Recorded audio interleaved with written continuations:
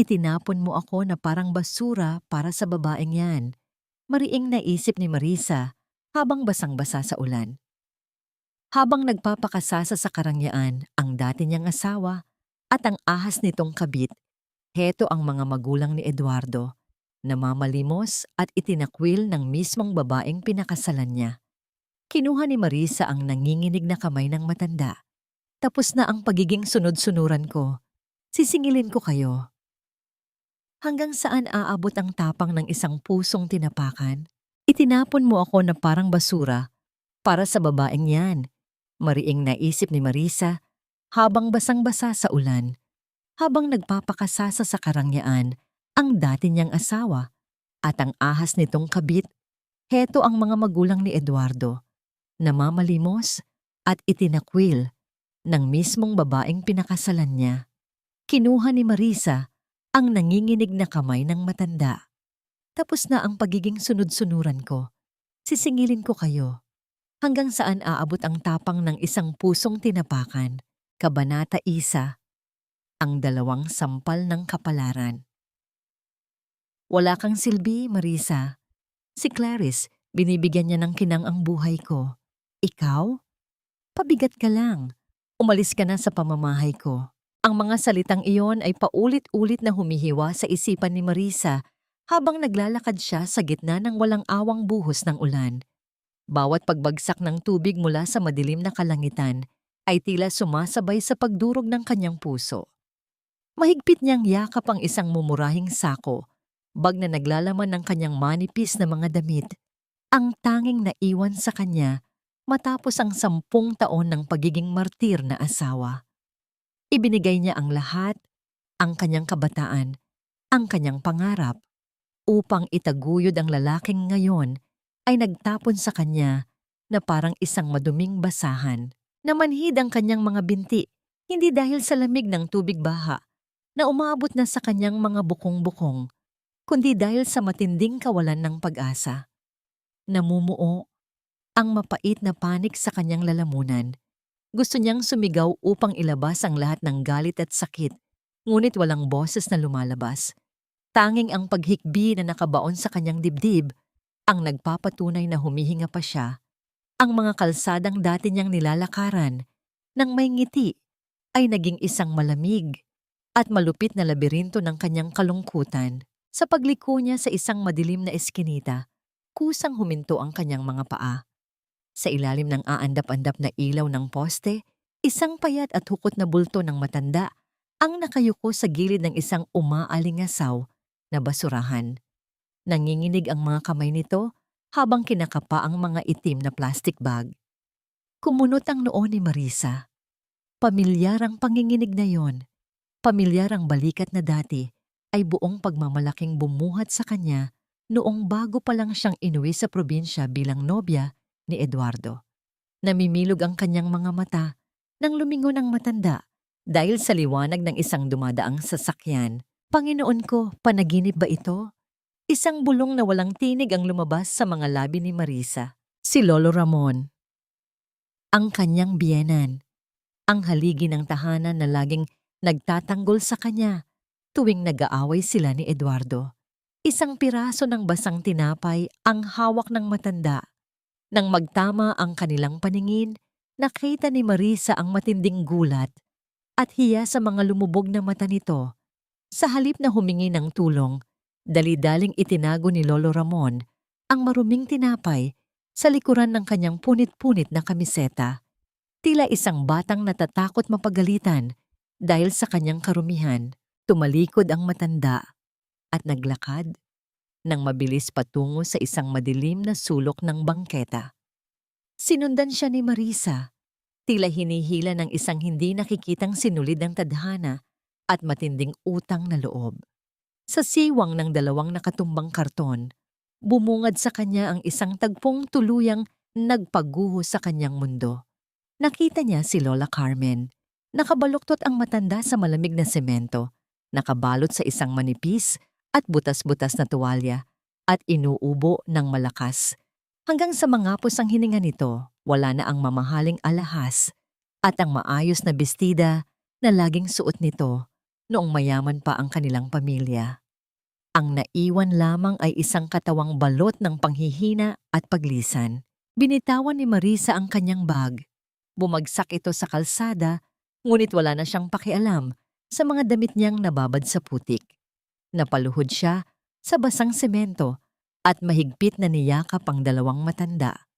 Napahagulgol na siya ng tuluyan, hindi na para sa sarili niyang nawasak na kasal, kundi para sa kalupitang nasa harapan niya. Ang lamig ng balat ni Lola Carmen at ang panginginig ni Lolo Ramon ay nagpadikdik sa kanyang kaluluwa. Sila ang nag-aruga sa kanya nang maulila siya. Sila ang pamilyang itinuring siyang tunay na anak. Bakit sila narito? Hindi ba't ipinagmamalaki ni Eduardo na nasa isang pampribadong pasilidad sila para sa mga mayayaman? Sino ang gumawa sa inyo nito? Tahimik ngunit mariing tanong ng kanyang isipan habang hinahaplos ang basang buhok ni Lola Carmen. Paanong ang mga taong nagbigay ng lahat kay Eduardo ay nauwi sa pagpulot ng tira-tira sa basurahan bago pa man siya makapag-isip ng susunod na gagawin? Isang serye ng matutulis na hakbang ang pumunit sa ingay ng ulan. Mula sa di kalayuan, isang makintab at pamilyar na sasakyan ang huminto. Bumukas ang pinto nito at lumabas ang isang babaeng may hawak na matingkad na pulang payong.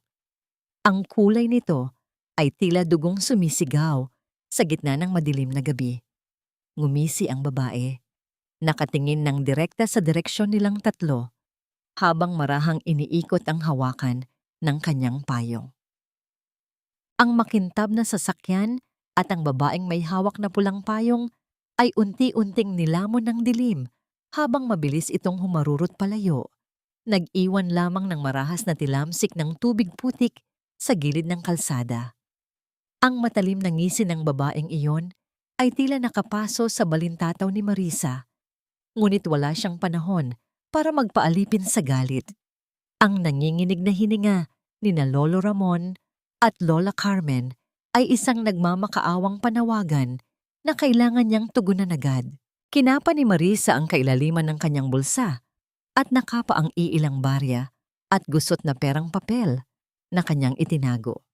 Ginamit niya ang huling sentimong meron siya upang pumara ng isang dumaang tricycle. Binalot niya ng kanyang sariling mga braso ang dalawang matanda habang binabagtas nila ang baku-bakong kalsada patungo sa inuupahan niyang maliit na kwarto sa isang liblib na bahagi ng lungsod.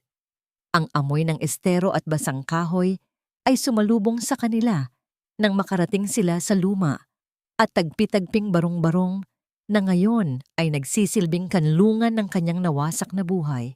Sa loob ng masikip at malamig na kwarto, walang inaksayang sandali si Marisa. Nagpakulo siya ng kaunting tubig gamit ang lumang takure upang ipampunas sa nanginginig na katawan ng mag-asawa. Habang maingat niyang hinuhubad ang basang damit ni Lola Carmen, tila huminto ang pag-ikot ng mundo ni Marisa. Bumungad sa kanyang paningin ang mga maiitim at manilaw-nilaw na pasa sa payat na braso ng matanda. Hindi ito ordinaryong marka ng pagkakadapa o aksidente. Hugis ito ng mga daliring marahas na bumaon sa balat. Isang malinaw na ebidensya ng kalupitan na pilit ibinaon sa limot. Nanginig ang mga labi ni Marisa habang pinipigilan ng pag-iyak. Sino ang makagagawa ng ganitong kahayupan sa isang taong walang kalaban-laban? Nang maramdaman ni Lola Carmen ang mainit na dampi ng tuwalya, bahagyang iminulat nito ang kanyang mga mata. Nang makilala niya ang mukha ng nag-aalaga sa kanya, sunod-sunod na pumatak ang kanyang mga luha. Inabot ng matanda ang pisngi ni Marisa gamit ang kanyang nanginginig at magaspang na kamay. "Patawarin mo kami, anak." Garalgal na wika ni Lola Carmen, ang boses ay puno ng pagsisisi at matinding hiya. "Wala kaming nagawa ng saktan ka at palayasin ka ng asawa mo. Wala na kaming silbi. Naging pabigat pa kami sa iyo ngayon." Umiling si Marisa ng mabilis. Tuluyan nang nagunahan sa pagpatak ang kanyang mga luha. Mahigpit niyang hinawakan ang kamay ng matanda at inilapit ito sa kanyang dibdib. "Huwag po kayong magsalita ng ganyan, Lola. kayo ang naging magulang ko noong mga panahong ulila ako sa pagmamahal. Hindi ko kayo iiwan. Hinding-hindi. Pinakain niya ang dalawa ng mainit na lugaw na kanyang isinalang mula sa natitirang bigas. Nang mapayapa na ang paghinga ni na Lolo Ramon at Lola Carmen at mahimbing na silang nakatulog sa manipis na banig, tahimik na kumilos si Marisa. Kinuha niya ang nag-iisa niyang makapal na jacket na dala mula sa dating bahay. Sa halip na isuot upang labanan ang lamig ng ulan na tumatagos sa mga puwang ng dingding, dahan-dahan niya itong ipinatong sa mag-asawa upang masiguro ang kanilang init. Umupo siya sa isang madilim na sulok malapit sa bintana. Niyakap ang sariling mga tuhod habang pinagmamasdan ang mga natutulog na mukha ng mga taong minsang nagturing sa kanya bilang isang prinsesa. Wala siyang yaman, ngunit sa gabing iyon, naramdaman niyang buo ang kanyang pamilya. Habang sinasalansan niya ang mga basang damit na hinubad ni Lolo Ramon upang isampay, isang nakusot at punit-punit na piraso ng papel ang nahulog mula sa bulsa ng pantalon nito. Maingat itong pinulot at binuklat ni Marisa. Halos malusaw na ang tinta dahil sa ulan, ngunit malinaw na nakaukit sa ibabang bahagi ang isang matulis at mapagmataas na pirma, ang pirma ni Clarice. Bahagi ito ng isang dokumento patungkol sa paglipat ng titulo ng lupa. Isang matinding kaba at pagtataka ang bumalot sa dibdib ni Marisa. Paano napunta ang dokumentong ito sa bulsa sangwang isang matandang pinulot niya sa basurahan? Ano ang maitim na lihim na pilit itinatago ng bagong asawa ni Eduardo? Hindi pa man niya lubos na nauunawaan ang kahulugan ng hawak na papel, sumapit na ang umaga na walang dalang liwanag ng pag-asa. Ang mabigat na katahimikan ng madaling araw ay biglaang binasag ng malalakas na hampas sa manipis na pintuan ng kanyang kwarto. Kasunod nito ay ang galit at paos na boses ng may-ari ng paupahan. Umaalingaw-ngaw sa buong pasilyo. Nagbabantang kaladkarin silang lahat palabas patungo sa kalsada kung walang perang maiiaabot sa sandaling iyon. Ang matatalim na salita ng landlady ay tila isang malupit na punyal na handang sumaksak sa naghihingalong mundo ni na Marisa. Nag-iiwan ng isang nakakapasong katanungan kung paano nila lalampasan ang araw na ito. Sa loob ng nagtataasang pader ng isang marangyang mansyon, malayo sa amoy ng estero at hapdi ng kahirapan, umiikot ang isang mundong puno ng kinang at kasinungalingan. Nakaupo si Eduardo sa isang malambot na sofa, nakapikit habang dinarama ang banayad na paghaplos ng mga daliri ni Clarice sa kanyang mga balikat. Ang halimuyak ng mamahaling pabango ng babae ay tila isang gayuma na bumubulag sa kanyang katinuan. Pagod na pagod ang asawa ko. Masyado mong pinapatay ang sarili mo sa trabaho, Hon. Malambing na bulong ni Clarice. Ang kanyang boses ay parang pulot na puno ng lason. Lumapit siya at umupo sa tabi ni Eduardo. Inilalapag ang isang manipis na folder sa ibabaw ng glass table. Nagpakawala ng isang malalim na buntong hininga si Eduardo bago iminulat ang kanyang mga mata. Kailangan kong kumayod para sa kinabukasan natin, Clarice. Ano ba yang dala mo? Gumuhit ang isang mapagpanggap na lungkot sa mukha ng babae. Kinagat niya ang kanyang ibabang labi. Tila nag-aalangang magsalita. Bill ulit ito mula sa Peak Care Nursing Home, Mayhon. Tumawag ang pamunuan kaninang umaga. Nagwawala raw ulit ang papa mo, naging bayolente at nakabasag ng mga mamahaling kagamitan sa pasilidad. Ang mama mo naman, kailangan daw ng mga bagong imported na gamot dahil laging nag-iinarte. Kailangan nilang magdagdag ng bayad para sa special care. Napabuntong hininga ng mas malalim si Eduardo. Bakas ang matinding inis sa kanyang muka. Kinuha niya ang folder ngunit hindi man lang niya binasa ang mga nakasulat sa pekeng resibo. Ang kanyang isipan ay lason na ng paniniwalang ang kanyang mga magulang ay naging pabigat sa kanyang pag-asenso.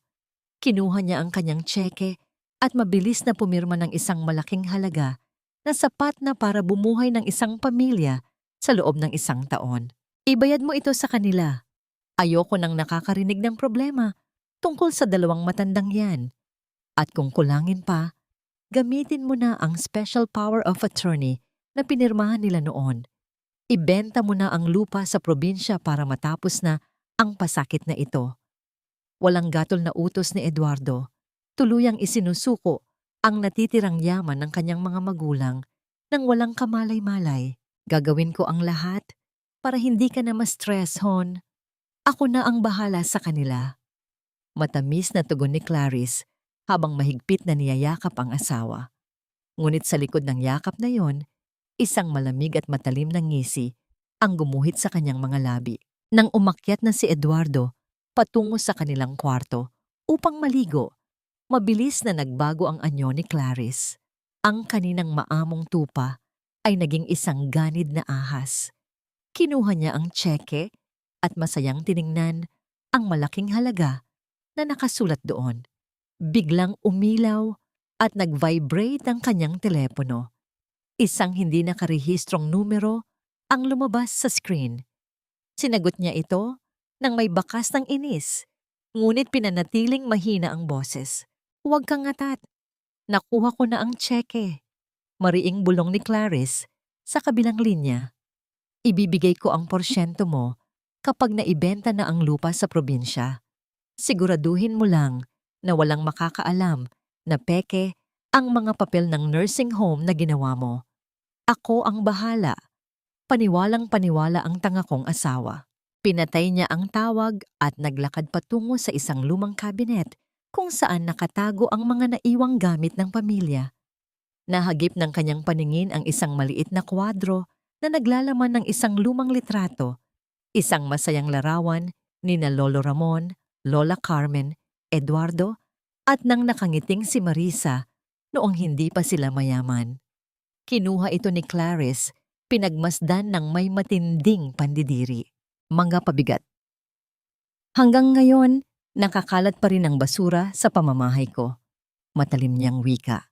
At walang pag-aalinlangang inihagis ang kwadro sa kailaliman ng basurahan.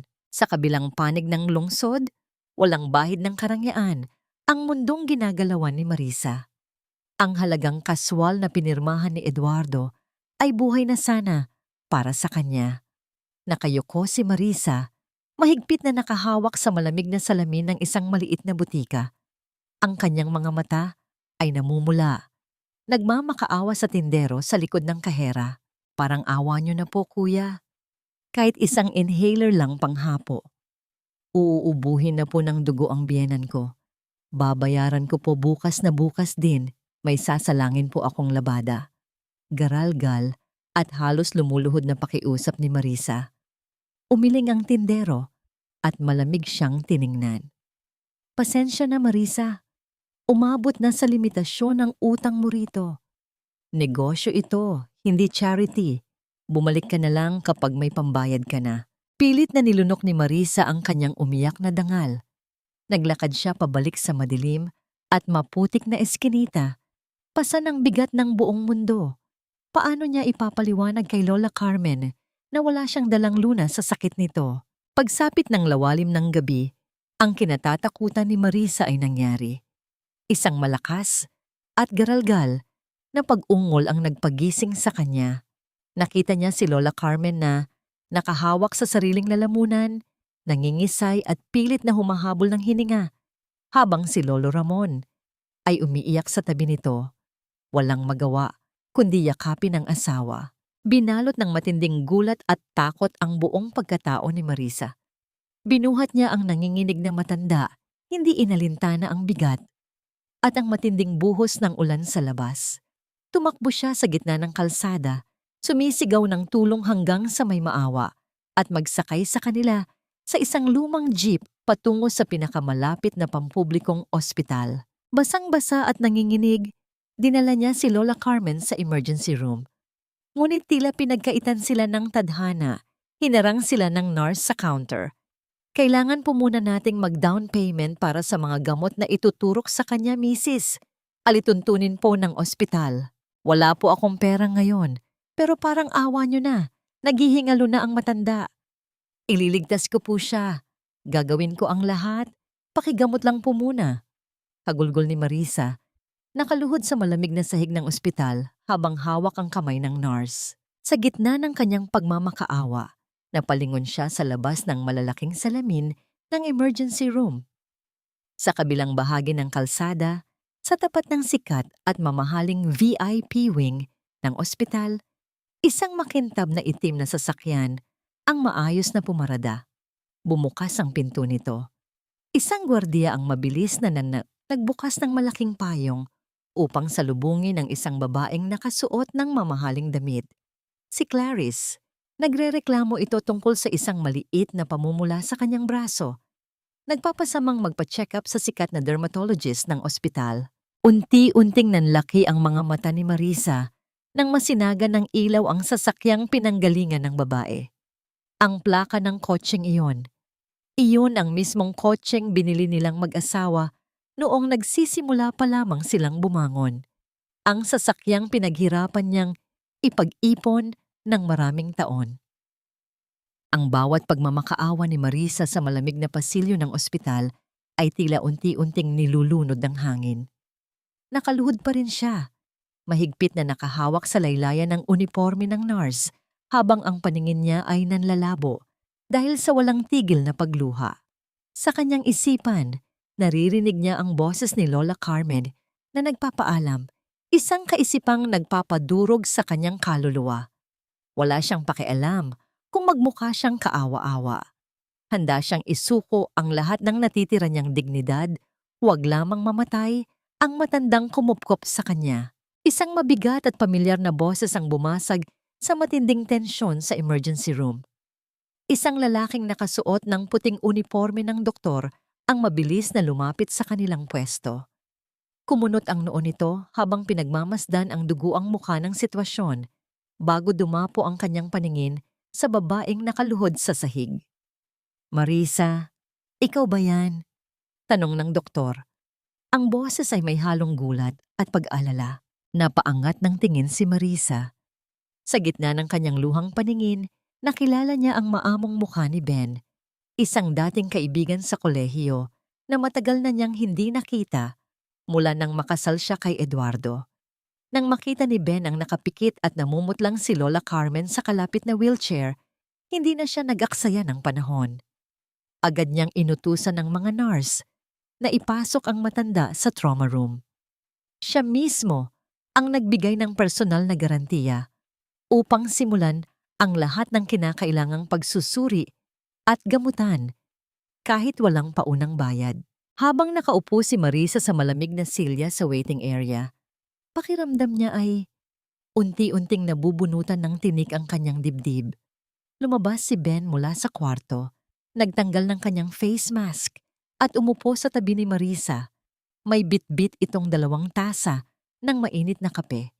Inabot niya ang isa sa nanginginig na babae. Stable na siya, Marisa. Severe pneumonia at matinding malnutrisyon ang naging dahilan ng pag-atake niya. Pero may isa akong hindi maintindihan. Mahinang panimula ni Ben habang binubuklat ang isang manipis na medical tablet. Tiningnan niya si Marisa nang may seryoso at nagtatanong na mga mata.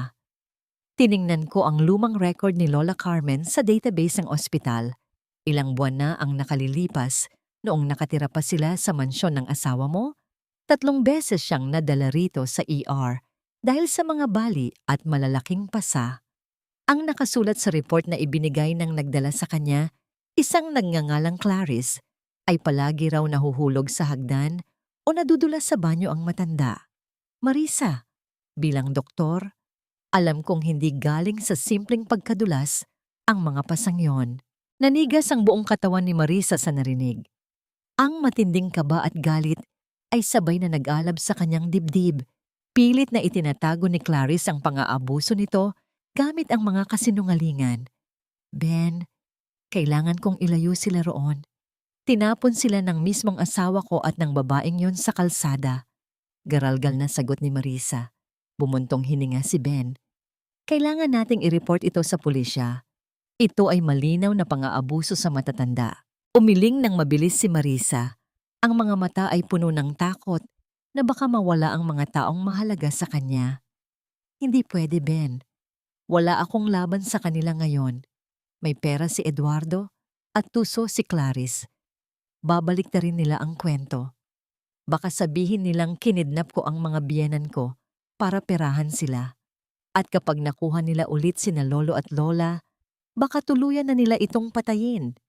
Kailangan ko munang mag-ipon ng lakas at patunay na unawaan ni Ben ang lalim ng pangamba ni Marisa. Nangako siyang itatago muna sa ospital ang mga matatanda habang nagpapagaling. Ngunit pinaalalahanan niya si Marisa na kailangan nilang magbayad ng mga gamot sa parmasya sa lalong madaling panahon. Kinaumagahan, habang mahimbing na natutulog ang dalawang matanda sa ward, tahimik na lumabas si Marisa ng ospital. Nilakad niya ang kahabaan ng bangketa patungo sa isang maliit na sanglaan. Pagpasok niya, sinalubong siya ng malamig na hangin mula sa aircon at ng isang istriktong tagasiyasat sa likod ng makapal na salamin. Dahan-dahang itinaas ni Marisa ang kanyang kanang kamay. Nanginginig ang kanyang mga daliri habang hinuhubad ang isang gintong singsing mula sa kanyang palasingsingan. Ito ang huling alaala ng 10 taong sakripisyo. Ang singsing na isinuot sa kanya ni Eduardo sa harap ng altar na may kasamang matatamis na pangakong inaanod na ngayon sa imbernal ng pagtataksil. Pinunasan ni Marisa ang singsing gamit ang laylayan ng kanyang damit. Tila pilit binubura ang mga masasakit na alaala na nakakabit dito. Ipinatong niya ito sa ibabaw ng malamig na istanteng salamin. Kasabay ng paglapat ng ginto sa salamin ay ang pagbagsak ng isang mainit na luha mula sa kanyang mga mata, bumabakat sa makinis na ibabaw ng counter. Kailangan ko po ng pera para sa pamilya ko. Kahit magkano po, tatanggapin ko. Mahinang wika niya, tuluyan ng pinutol ang huling tanikala na nag-uugnay sa kanya sa lalaking nanakit sa kanya. Ang perang yon ang magdudugtong sa hininga ng pamilyang pinili niyang ipaglaban. Samantala, pabalik sa ospital, nagising si Lolo Ramon mula sa kanyang pagkakidlip sa upuan malapit sa kama ni Lola Carmen. Hinanap ng kanyang nanlalabong mga mata si Marisa, ngunit wala ito sa kwarto. Dahil sa pagkauhaw at matinding kalituhan na dala ng kanyang katandaan, dahan-dahan siyang tumayo at naglakad palabas ng ward upang maghanap ng tubig. Sinundan niya ang kahabaan ng puting pasilyo hanggang sa hindi niya namalayang lumagpas na siya sa pampublikong lugar at nakapasok sa tahimik at marangyang pasilyo ng VIP section. Napahinto ang matanda nang makakita ng isang water dispenser bago pa man niya maiangat ang basong papel. Isang pamilyar at nakakapanindig balahibong hugis ang nahagip ng kanyang paningin. Mula sa dulo ng pasilyo, naglalakad palabas ng isang mamahaling klinika ang isang babae. Ang porma ng katawan nito, ang paraan ng pagtaas ng baba nito, at ang pamilyar na kulay ng bestidang suot nito ay nagpabilis sa pintig ng puso ng matanda. Hindi siya maaring magkamali. Nanlaki ang mga mata ni Lolo Ramon. Nagsimulang manginig ang buong katawan niya, hindi dahil sa lamig ng ospital, kundi dahil sa matinding takot na bumangon mula sa kanyang mga sariwang bangungot. Ang babaeng bumilis ang paghinga ni Lolo Ramon na para bang kinakapos ng hangin ang kanyang baga. Pilit siyang umatras, ang kanyang magagaspang at nanginginig na mga kamay ay kumapit ng mahigpit sa malamig na pader ng pasilyo para hindi matumba. Ang matinding kaba ay tulad ng 100 matutulis na karayom na tumutusok sa kanyang dibdib. Isang pamilyar na boses, matining at puno ng pagmamataas, ang umalingaw-ngaw sa tahimik na bahaging iyon ng ospital. Nagsasalita ito sa telepono, halatang naiirita. Oo nga. Naasikaso ko na ang tseke ni Eduardo. Siguraduhin mo lang na tuloy ang transaksyon bukas at huwag kang papalpak sa peking deed of sale. Matalim na wika ni Clarice sa kabilang linya. Hindi alintana kung may makarinig sa kanya sa inaakala niyang pribadong lugar ng ospital. Ibinaba niya ang kanyang telepono at lumingon upang maglakad patungo sa elevator. Sa sandaling iyon, nagtama ang kanilang paningin. Huminto ang paglalakad ni Clarice. Bahagyang nanlaki ang kanyang mga mata habang tinititigan ang matandang hukot na nakasandal sa pader.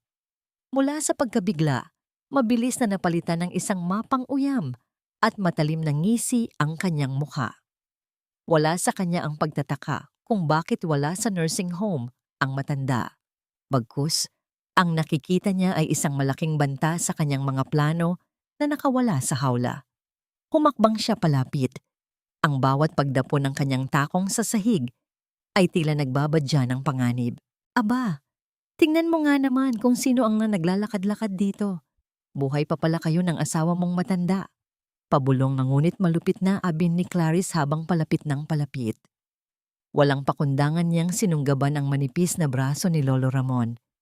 Bumaon ang kanyang mahahaba at matutulis na kuko sa balat ng matanda. Isang lantarang pagpapakita ng dahas na nagpapaalala sa mga gaabing madilim sa loob ng mansyon. Huwag! Maawa ka! Huwag mo na kaming saktan! Nagmamakaawang garalgal ni Lolo Ramon. Nagsimulang tumulo ang kanyang luha habang pilit na kinakawag ang kanyang kamay mula sa mahigpit na pagkakahawak ni Clarice. Bawat salitang lumalabas sa bunganga nito ay nagpapakita ng lubos na takot sa babaeng minsan nang pumatay sa kanilang pagkatao. Saan kayo nanggaling ha? Nasaan ang asawa mong ulyanin? Baka gusto mong ibalik ko kayo sa bodega at ipasara iyon ng tuluyan? Banta ni Clarice, mas lalo pang hinihigpitan ang pagkakahawak sa braso ng matanda habang pilit itong kinakaladkad patungo sa isang bakanteng pasilyo upang hindi sila makita ng ibang tao. Sa sandaling iyon, isang malakas na hakbang ang humawi sa katahimikan.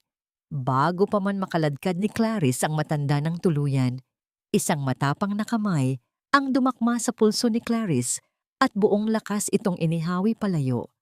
Bitiwan mo siya. Isang matalim at umaapoy na boses ang pumailan lang. Si Marisa. Kararating lang niya mula sa labas, bitbit ang mga supot ng murang gamot at mainit na sabaw para sa mga matatanda. Nakita niya ang eksena at walang pag-aalinlangang sumugod upang protektahan si Lolo Ramon. Agad na isinukbit ni Lolo Ramon ang kanyang nanginginig na katawan sa likuran ni Marisa. Mahigpit na nakakapit sa laylayan ng gusot na blusa nito. Sa paningin ng matanda, si Marisa ay hindi lamang isang manugang. Siya ang kanyang kalasag, ang kanyang tanging tagapagligtas mula sa impyerno. Napasinghap si Clarice. Tiningnan niya ng puno ng pagkadisgusto ang babaeng nasa harapan niya. Isang babaeng walang bakas ng karangyaan, nakasuot ng kupas na pantalon at puyat ang mga mata. Ngunit sa kabila ng panlabas na anyo, may isang kakaibang alab sa mga mata ni Marisa na hindi niya nakita noong sila pa ni Eduardo. Ikaw? Mapang-asar na tanong ni Clarice habang pinapagpag ang kanyang mamahaling damit. Kaya pala biglang nawala ang mga basurang ito. Ikaw pala ang nakapulot. Ano, Marisa? Hindi ka na nga nag-iwan ng magandang pamana kay Eduardo.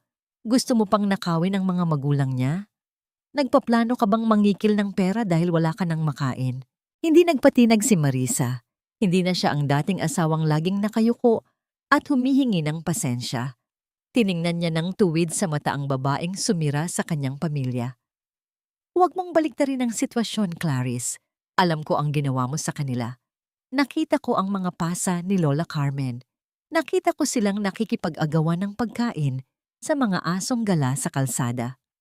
Ilang milyon ang niloloko mo kay Eduardo? Bawat buwan para sa isang pekeng nursing home? Bahagyang nag-iba ang kulay ng mukha ni Clarice sa narinig. Ngunit mabilis din itong napalitan ng isang nakakikilabot na pagtawa. At sino ang maniniwala sa iyo, Marisa? Isang babaeng tinapon sa kalsada dahil walang silbi? Isang babaeng nakikitira sa estero at walang pera pambayad ng abogado? Subukan mong magsumbong kay Eduardo at ipapakulong kita dahil sa kasong kidnapping. Sasabihin ko sa asawa ko na kinuha mo ang mga magulang niya para perahan kami. Tingnan natin kung kaninong salita ang mas paniniwalaan sa korte. Ang isang mayaman at mahal niyang asawa o ang isang maralitang iniwan na. Inilapit ni Clarice ang kanyang mukha. Halos idikit na niya ang kanyang labi sa tainga ni Marisa. Ibalik mo na sila sa akin kung ayaw mong mabuhay sa loob ng rehas ng matagal. Bulong nito na may tonong malupit. Pinigilan ni Marisa ang kagustuhang sampalin ang makapal na mukha ng babae. Alam niyang kapag pinairal niya ang emosyon ngayon, siya ang matatalo at maiiwan sina lolo at lola sa kamay ng isang demonyo. Huminga siya ng malalim. Ang kanyang dibdib ay umaalon dahil sa halo-halong galit at pagpipigil. Hindi ko sila ibibigay sa iyo, Clarice, at hindi ako natatakot sa mga banta mo. Magsama kayo ng pera ninyo. Pero sa sandaling saktan mo uli ang kahit na isang hibla ng buhok nila, ako mismo ang sisira sa magandang palasyong itinatayo mo sa ibabaw ng mga kasinungalingan mo. Matatag na pahayag ni Marisa. Mahigpit niyang hinawakan ang kamay ni Lolo Ramon at dahan-dahang inalalayan itong maglakad palayo, pabalik sa ward. Iniwan ang babaeng mayaman na nanggagalaiti sa galit at inis. Nang makalayo na ang dalawa, kinuha ni Clarice ang kanyang telepono mula sa kanyang mamahaling bag. Itinutok niya ang kamera at mabilis na kumuha ng litrato ni Marisa habang kinakaladkad ni Lolo Ramon ang kanyang nanginginig na paa. Isang napakasamang plano ang nagsimulang mabuo sa kanyang isipan. Makalipas ang ilang oras, nang matiyak ni Marisa na ligtas na nakapagpahinga sina Lolo Ramon at Lola Carmen sa ospital, nagpasya siyang umuwi sandali sa inuupahan niyang kwarto upang kumuha ng karagdagang damit. Bit-bit ang pag-asang makakabawi na sila dahil may kaunting pera na siya mula sa isinanglang singsing. Ngunit nang makarating siya sa madilim na eskinita ng paupahan, isang mabigat na pakiramdam ang dumagan sa kanyang dibdib. Ang pintuan ng kanyang maliit na kwarto ay nakaawang at ang murang kandado nito ay basag na nakahandusay sa sahig. Dali-dali siyang pumasok. Ang loob ng kwarto ay parang dinaanan ng isang malakas na bagyo. Nagkalat ang mga damit sa sahig, nakatumba ang lutuan, at ang mga manipis na unan ay punit-punit. Ngunit ang mas nagpatibok ng mabilis sa kanyang puso ay nang makita niyang wala na ang lumang kahon ng biskwit na pinagtataguan niya ng mga mahahalagang ID at birth certificate ni na Lolo Ramon at Lola Carmen. Gayon din ang lukot na dokumento ng titulo ng lupa na may pirma ni Clarice. Napaupo si Marisa sa gitna ng makalat na sahig. Ramdam ang panginginig ng kanyang mga kamay habang ang takot ay unti-unting lumulukob sa kanyang isipan.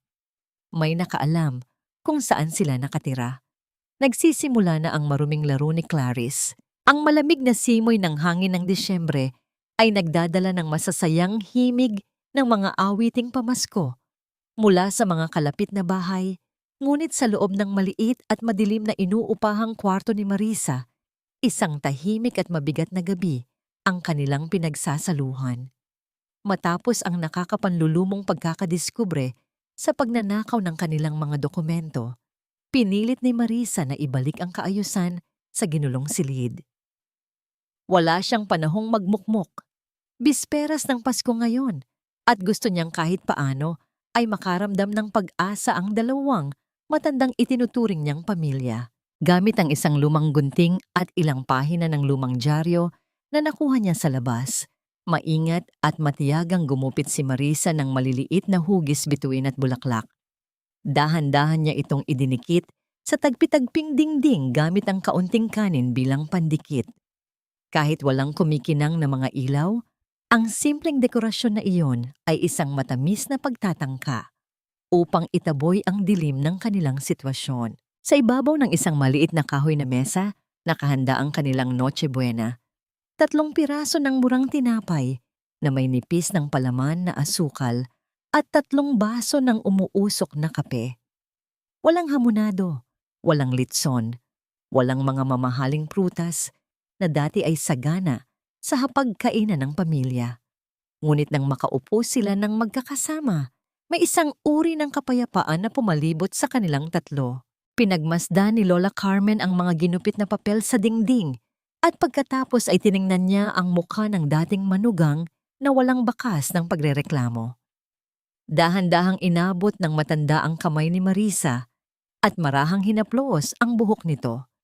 Namumuo ang mga luha sa mga mata ng matanda, sumasalamin sa liwanag ng nag-iisang bumbilya sa kwarto. Naalala ko pa noong mga panahong nasa mansyon tayo. Garalgal ngunit malambing na wika ni Lola Carmen, ang boses ay puno ng pangungulila. Ang dami nating handa, ang daming bisita. Pero kahit kailan, hindi ko naramdaman ang ganitong klaseng pagmamahal mula sa sarili kong anak. Pinatawad mo kami, inaruga mo kami, kahit itinapon ka namin noon dahil sa kapabayaan ni Eduardo. Marisa, anak, wala man tayong yaman ngayon. Ikaw ang pinakamagandang regalo na natanggap namin sa buong buhay namin. Napaluha si Marisa at humilig sa balikat ng matanda, habang si Lolo Ramon ay tahimik na kumagat sa kanyang tinapay, ngumingiti sa kabila ng lahat ng kanilang pinagdaanan. Sa gabing iyon, napatunayan ni Marisa na ang pamilya ay hindi nasusukat sa dugong nananalaytay sa ugat, kundi sa mga pusong handang magsakripisyo at manatili kapag ang lahat ay tinalikuran ka na. Sa kabilang dako ng lungsod, isang matinding kaibahan ang nagaganap sa loob ng malawak at marangyang mansyon ni Eduardo. Ang buong kabahayan ay pinalamutian ng mga nagkikislapang ilaw, matataas na Christmas tree at mga gintong palamuti. Sa gitna ng mahabang hapagkainan ay nakalatag ang mga pinakamahal at pinakamasasarap na putahe na sapat na upang pakainin ang isang buong barangay. Ngunit sa kabila ng lahat ng karangyaang ito, isang malamig at nakabibinging katahimikan ang namamayani. Nakatitig si Eduardo sa dalawang walang laman na upuan sa dulo ng mahabang mesa. Ang kanyang paboritong alak ay tila nawalan ng lasa. May isang mabigat na puwang sa kanyang dibdib na hindi mapunan ng anumang kayamanan. Naalala niya ang mga nakaraang Pasko kung saan nagkukwentuhan ang kanyang mga magulang habang masayang nag-aayos ng mesa si Marisa. Ang kanyang malalim na pag-iisip ay binasag ng naiiritang boses ng kanyang bagong asawa. Ang tabang naman ng sarsa nitong hamon. Sinabi ko na nga ba sa caterer na yon na bawasan ang asukal sayang lang ang ibinayad natin. Reklamo ni Clarice habang padabog na inilalapag ang kubyerto sa kanyang pinggan. Wala siyang pakialam sa katahimikan ni Eduardo. Ang mahalaga sa kanya ay ang magandang litrato ng kanilang hapunan na ipopost niya sa kanyang mga kaibigan. Hindi sumagot si Eduardo. Sa halip kinuha niya ang kanyang telepono. Isang matinding kaba at pag-aalala ang unti-unting gumagapang sa kanyang isipan. Tinawagan niya ang numero ng pasilidad kung saan inakala niyang naninirahan ang kanyang mga magulang. Isang mahabang huni ng pagtawag ang umalingaw-ngaw sa kabilang linya. Paulit-ulit niya itong ginawa, ngunit walang sumasagot.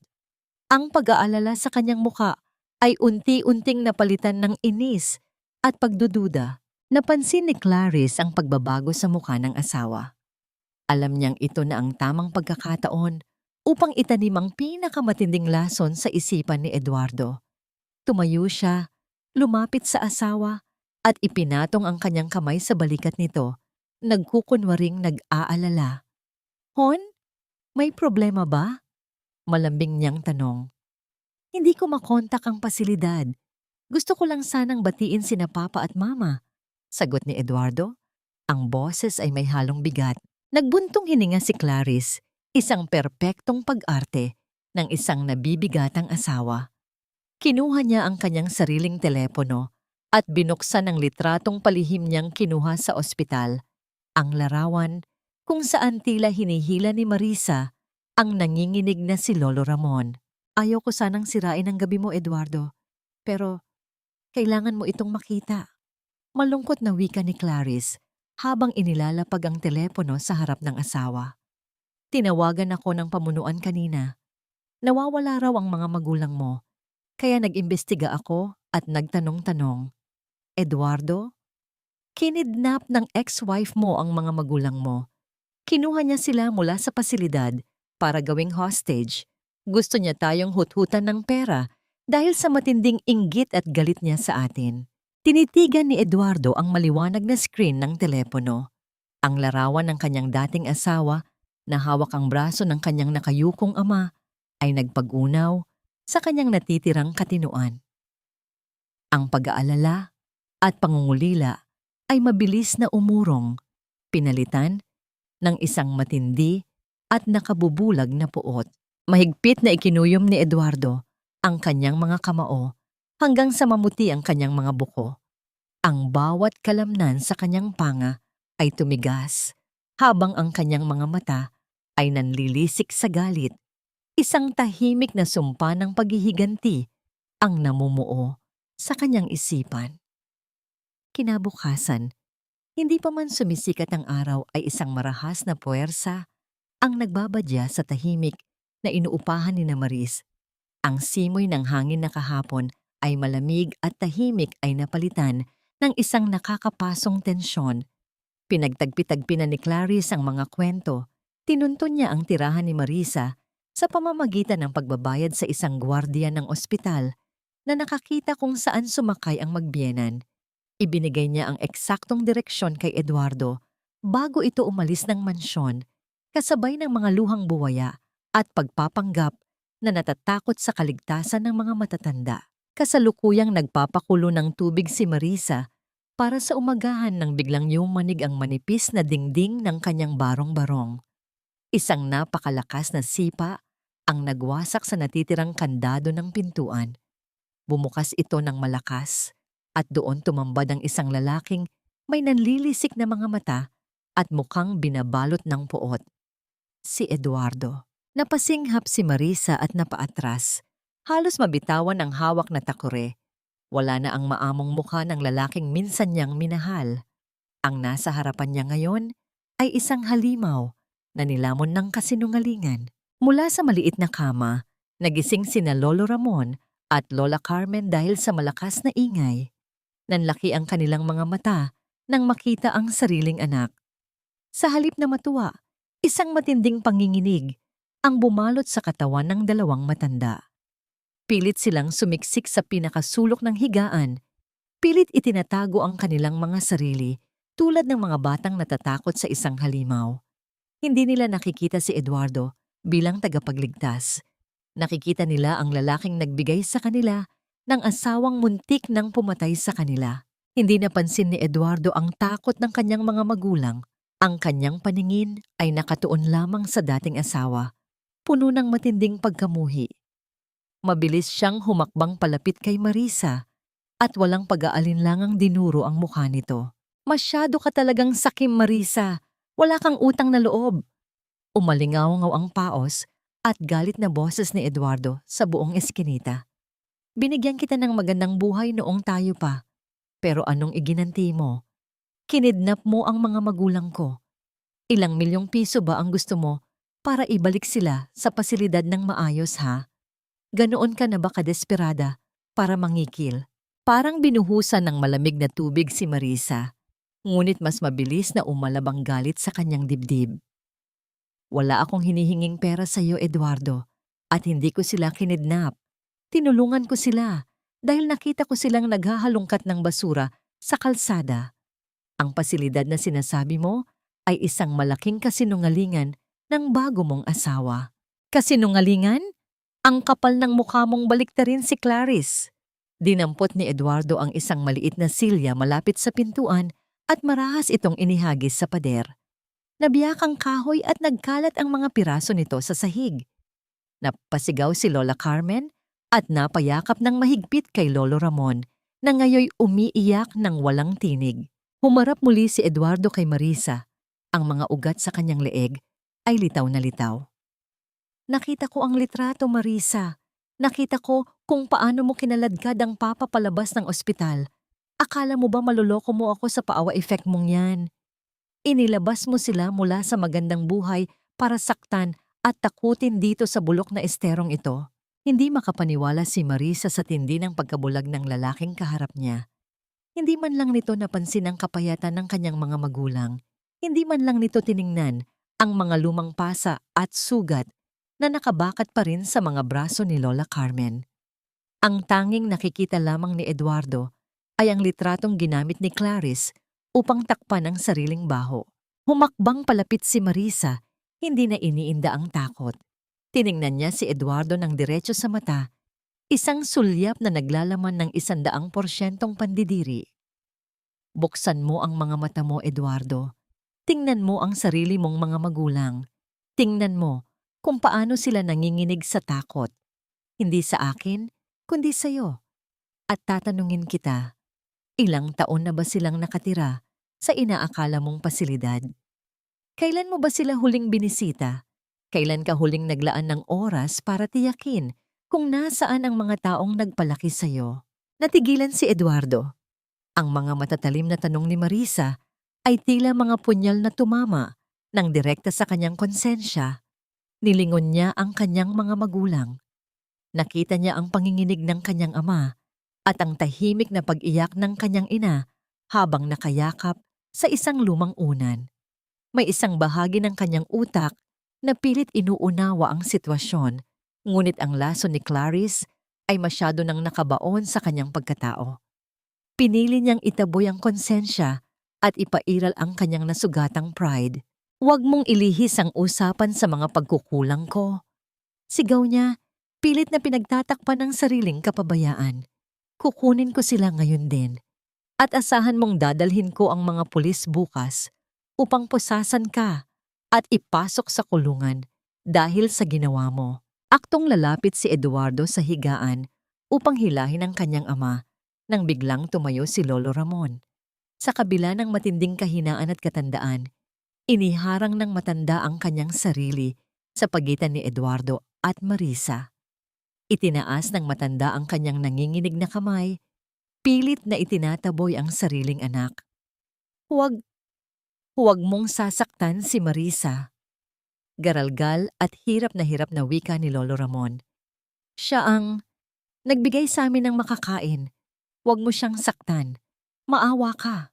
Nanigas si Eduardo sa kanyang kinatatayuan. Ang marinig mula sa sariling ama na mas pinoprotektahan nito ang dating asawang itinapon niya ay isang sampal na gumising sa isang maliit na bahagi ng kanyang pagkatao. Ngunit ang kanyang pride ay hindi kayang tanggapin ang pagkatalo. Umatras siya palayo. Tiningnan ng masama si Marisa at walang anumang salitang binitiwan bago tuluyang lumabas ng kwarto, isinasara ang napinsalang pinto nang may matinding panggigigil. Nang makalabas si Eduardo at tuluyan ng hindi marinig ang pag-arangkada ng kanyang sasakyan, napabuntong hininga ng malalim si Marisa. Wala siyang inaksayang oras. Agad siyang lumapit sa kama, kinuha ang lumang sako bag at nagsimulang ilagay ang mga natitirang damit nina Lolo Ramon at Lola Carmen. Kailangan na nating umalis dito. Mabilis at determinadong wika ni Marisa. Ang mga luha ay pilit niyang pinipigilan. Hindi tayo maaring manatili. Gagamitin niya ang pera niya para kunin kayo at ibigay muli sa babaeng iyon. Lola, Lolo, bilisan niyo po. Hahanap tayo ng lugar kung saan hindi nila tayo makikita. Habang nag-iimpake, isang matatag na desisyon ang nabuo sa isipan ni Marisa. Hindi na sapat ang magtago. Kung nais niyang mabuhay ang mga matatanda ng mapayapa, kailangan niyang sirain ang imperyo ng kasinungalingan ni Clarice. Kahit na nangangahulugan itong kailangan niyang bumalik sa pinagmulan ng lahat ng kanyang sakit. Ang takot na iniwan ni Eduardo sa loob ng maliit na kwarto ay tila isang nakalalasong usok na mabilis na kumalat sa buong eskinita. Walang sinayang na segundo si Marisa. Bawat pagtupi niya sa mga nanginginig na damit ni na Lolo Ramon at Lola Carmen ay may kasamang panalangin na sana ay bigyan pa sila ng sapat na oras upang makalayo. Alam niyang hindi nagbibiro ang dating asawa. Sa oras na bumalik ito, kasama ang mga awtoridad, wala siyang laban sa pera at impluwensya nito. Habang isinusuot ni Marisa ang lumang sapatos sa paa ni Lola Carmen, isang marahan, ngunit sunod-sunod na katok ang nagpaangat ng kanyang paningin. Bumukas ang sirang pintuan at iniluwan nito si Aling Nena, ang matandang kapitbahay na nagtitinda ng kakanin, kasama si Mang Carding na may-ari ng tricycle sa kanto. Marisa, narinig namin ang iskandalo kanina. Mahinang wika ni Aling Nena, ang mukha ay kakikitaan ng matinding pag-aalala at habag. Inabot nito ang isang maliit na balot ng mainit na pandesal. Alam naming wala kaming pera para itulong sa laban mo, pero hindi ka namin hahayaang mag-isa. Nakaparada ang tricycle ni Carding sa likod ng eskinita para hindi makita sa main road. Ililikas namin kayo. Muling tumulo ang mga luha ni Marisa. Ngunit sa pagkakataong ito, luha ito ng pasasalamat. Sa lugar kung saan ang lahat ay salat sa yaman, doon niya natagpuan ang pinakamayamang uri ng pag-ibig at malasakit na kailanman ay hindi niya naramdaman sa loob ng mansyon ni Eduardo. Ang diwa ng bayanihan ay nagbigay sa kanya ng panibagong lakas. Bago pa man sila tuluyang makalabas, isang pamilyar at hindi gaanong kalakihang sasakyan ang huminto sa bungad ng makipot na kalsada. Bumaba mula rito si Ben, nakasuot ng simpleng t-shirt at maong, malayo sa formal na anyo nito sa ospital. Nabasa niya ang nagmamadaling mensahe ni Marisa.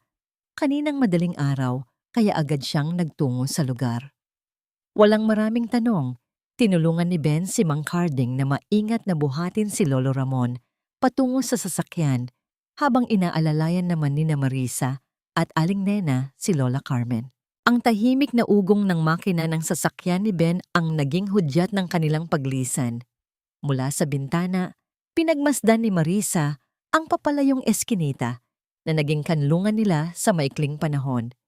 Wala pang 5 minuto matapos nilang makaalis, isang sasakyan ng pulisya na may sumisigaw na sirena ang mabilis na lumiko patungo sa kanilang inupahang bahay. Kung nahuli sila ng kaunti, malamang ay nasa malamig na rehas na si Marisa ngayon. Dinala ni Ben ang magbiyenan sa isang lumang bahay na pag-aari ng kanyang lola sa isang tahimik na bayan sa labas ng probinsya, malayo sa impluwensya ni Eduardo. Simple lamang ang bahay, may sahig na kahoy at malalaking bintanang nagpapasok ng sariwang hangin. Isang lugar na ligtas at payapa. Nang makatulog na, nang mahimbing ang dalawang matanda. Dahil sa pagod, umupo si Marisa sa beranda, kasama si Ben. Isang malalim na buntong hininga ang pinakawalan niya bago humarap sa kaibigan. Salamat sa lahat, Ben. Kung wala ka, hindi ko na alam kung saan ko sila dadalhin. Wika ni Marisa, ang boses ay puno ng utang na loob. Huwag mong isipin iyon. Ang mahalaga ay ligtas sila ngayon, sagot ni Ben habang nag-aabot ng isang basong tubig. Pero Marisa, hindi kayo pwedeng magtago habang buhay, habang hawak ni Clarice ang pekeng titulo at ang tiwala ng asawa mo. Lagi silang may kapangyarihang bawiin ang mga magulang niya. Umiling si Marisa. Ang kanyang mga mata ay nagpapakita ng isang determinasyong hindi mababali. Hindi na ako magtatago, Ben. Kailangan kong hanapin ang pruweba na niloko ni Clarice ang mga magulang ni Eduardo at pineke ang pirma sa papeles ng lupa. Babalik ako sa syudad ngayong hapon. Pupuntahan ko ang lumang opisina ng notaryo kung saan laging nagpapatransaksyon ng pamilya. Doon nagsimula ang lahat ng pekeng papel. Kahit labag sa kalooban ni Ben dahil sa panganib, naunawaan niya ang desisyon ni Marisa. Nangako siyang babantayan ng mga matatanda habang wala ito.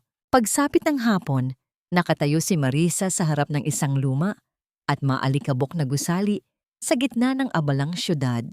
Ito ang opisina ni Attorney Salazar, ang matagal ng abogado ng pamilya ni na Eduardo. Dahan-dahan niyang itinulak ang salaming pinto.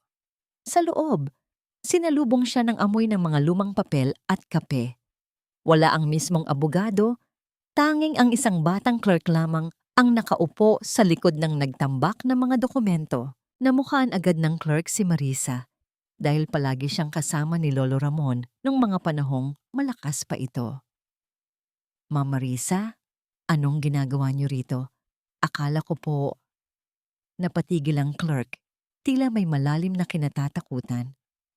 Kailangan ko ng tulong mo, Carlo. Pakiusap ni Marisa, lumapit sa mismong mesa. Alam kong may ipinagawa si Clarice dito tungkol sa lupa ni na Papa sa probinsya. Kailangan kong makita ang kopya ng kapangyarihan at ang deed of sale na ginamit niya. Lumingalinga si Carlo, pinagpapawisan ng noo. Ma'am, bawal po iyon. At saka, delikado po. Hindi lang po mag-isa si Ma'am Clarice. Nang pumunta rito 2 linggo na ang nakalilipas. May kasama siyang mga lalaking mukhang goons. Pinilit nilang tatakan ni attorney ang papel kahit nagkitang-kita sa kopya na hindi tugma ang pirma ni Don Ramon sa orihinal. Nanlaki ang mga mata ni Marisa. Ibig sabihin alam ng opisina na peke ang dokumento?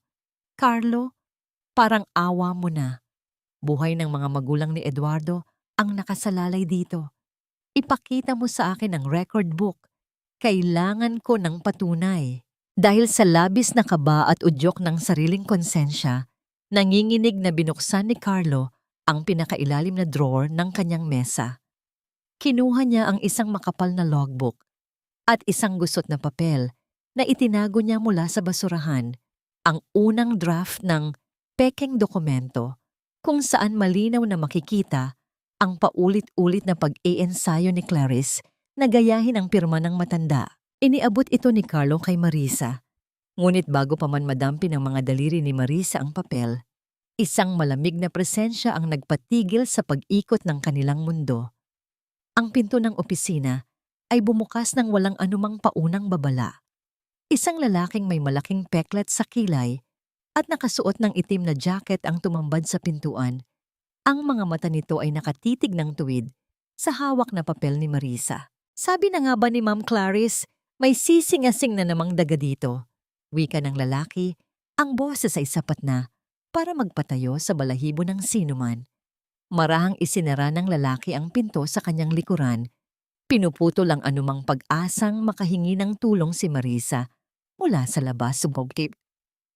Ibigay mo na sa akin yang hawak mo, Marisa, bago pa maging madugo ang hapon na ito. Ang boses ng lalaki ay malamig at puno ng banta. Tila isang talim na dahan-dahang humihiwa sa hangin ng maliit na opisina. Ang kanyang mga mata ay nanlilisik, nakatitig sa folder na mahigpit na yakap ni Marisa sa kanyang dibdib. Naramdaman ni Marisa ang mabilis na pag-alon ng kanyang kaba, ngunit sa gitna ng takot ay umiral ang isang matibay na determinasyon. Alam niyang kapag nakuha ang dokumentong ito, wala na silang pag-asa. Sa isang iglap, habang abala ang lalaki sa paglapit, mabilis na lumingon si Marisa kay Carlo na nanginginig sa gilid. Tumakbo ka, Carlo! Tumawag ka ng tulong! Sigaw ni Marisa. Kasabay nito ay ang marahas na pagtulak niya sa isang salansan ng mga makakapal na libro patungo sa direksyon ng lalaki upang harangan ang daan nito. Ang lalaki ay mabilis na nakaiwas. Ang kanyang mga hakbang ay mabigat at bawat pagdapo ng kanyang sapatos sa sahig ay nagdadala ng matinding panganib. Naabutan niya si Marisa bago pa man ito makalapit sa pinto. Isang marahas na kamay ang dumakma sa buhok ni Marisa, dahilan upang mapadaing siya sa sakit at mapaatras. Ngunit sa halip na bumitaw, mas lalo pang hinigpitan ni Marisa ang yakap sa folder. Hindi ito basta papel, ito ang hininga at kinabukasan ni na Lolo Ramon at Lola Carmen. Sa gitna ng kaguluhan, isang hindi inaasahang pangyayari ang naganap. Ang telepono ng lalaki na nakasabit sa kanyang sinturon ay biglang nag-vibrate at dahil sa bilis ng kanyang paggalaw ay nahulog ito sa sahig. Sa pagbagsak ng kagamitan, hindi sinasadyang napindot ang loudspeaker nito. Isang matining at pamilyar na boses ang umalingaw-ngaw sa buong silid, ang boses ni Clarice. Siguraduhin mong makuha ang mga draft na yon at kapag nakuha mo na, burahin mo na ang lahat ng ebidensya kasama na ang clerk na yan. Wala akong pakialam kung anong gawin mo sa kanila. Basta siguraduhin mong hindi makakarating ang mga papel na yan kay Eduardo. Ang lupang yon ang magiging tiket natin sa marangyang buhay. Huwag mong hahayaang masira ng basurang si Marisa. Sigaw ni Clarice sa telepono. Ang bawat salita ay puno ng kasakiman at kawalan ng kaluluwa. Natigilan ang lalaki, pati na rin si Marisa. Ang lantarang pag-amin ng krimen ay tila isang sumpa na bumalot sa silid. Sa pagkakataong yun, gamit ang huling lakas na meron siya, Siniko ni Marisa ang tiyan ng lalaki at mabilis na kinuha ang nahulog na telepono bago ito makuha ng goons. Hindi siya tumakbo palabas ng gusali, kundi mabilis siyang pumasok sa loob ng banyo at agad na inilak ang pinto. Narinig ni Marisa ang marahas na paghampas ng lalaki sa pintuan ng banyo. Ang bawat suntok nito sa kahoy ay nagpapakita ng matinding panggigigil. Ang tunog ng nababasag na kahoy ay tila nagbabadya ng kanyang huling sandali. Ngunit sa loob, mabilis na kumikilos ang kanyang mga daliri. Itinapat niya ang kanyang sariling telepono sa loudspeaker ng nahulog na cellphone at sinimulang i-record ang bawat salitang lumabas mula sa bibig ni Clarice na hanggang ngayon ay hindi pa alam na nakikinig ang kanyang kaaway. Naririnig mo ba ako? Huwag kang papalya. Bayad na ang mga goons na pinapunta ko sa hideout ni Ben. Sa oras na ito, baka nakatali na ang dalawang matandang ulyanin na yon. Isang pirma na lang sa bagong deed of sale at diretso na sila sa mental hospital, kung saan hindi na sila kailanman makakaistorbo sa atin. Patuloy na ginit ng boses ni Clarice. Nanlaki ang mga mata ni Marisa. Ang takot para sa kanyang sarili ay biglang napawi, napalitan ng isang nakakapasong pangamba para sa mga matatanda. Hindi lang siya ang pinupuntirya ni Clarice. Alam na nito kung nasaan sina Lolo Ramon. Sa labas, ang pintuan ng banyo ay unti-unti nang bumibigay. Ang bawat kalampag ay nagpapayanig sa buong katauhan ni Marisa. Alam niyang sa loob ng ilang segundo ay makakapasok na ang lalaki. Kinuha niya ang folder, isinilid ito sa loob ng kanyang damit at lumingon sa maliit na bintana sa itaas ng banyo. Ang matinding pag-aalala para sa mga taong nagturing sa kanyang tunay na anak ang nagbigay sa kanya ng hindi kapanipaniwalang lakas. Sa gitna ng panganib, ang pumasok sa kanyang balintataw, ang imahe ni Lola Carmen na hinahaplos ang kanyang kamay sa ilalim ng ulan. Ang matamis na ngiti ni Lolo Ramon habang kumakain ng pandesal. Sila ang kanyang dahilan. Sila ang kanyang lakas. Isang huling malakas na bagsak ang naganap at tuluyan nang nawasak ang pintuan ng banyo.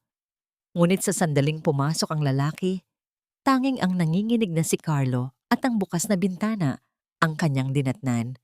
Nakatalon na si Marisa sa labas, bumagsak sa isang bunton ng mga karton at kahit masakit ang kanyang paanan, ay mabilis siyang tumayo at tumakbo patungo sa kalsada upang maghanap ng masasakyan. Kailangan niyang makarating sa bahay ni Ben bago pa mahuli ang lahat.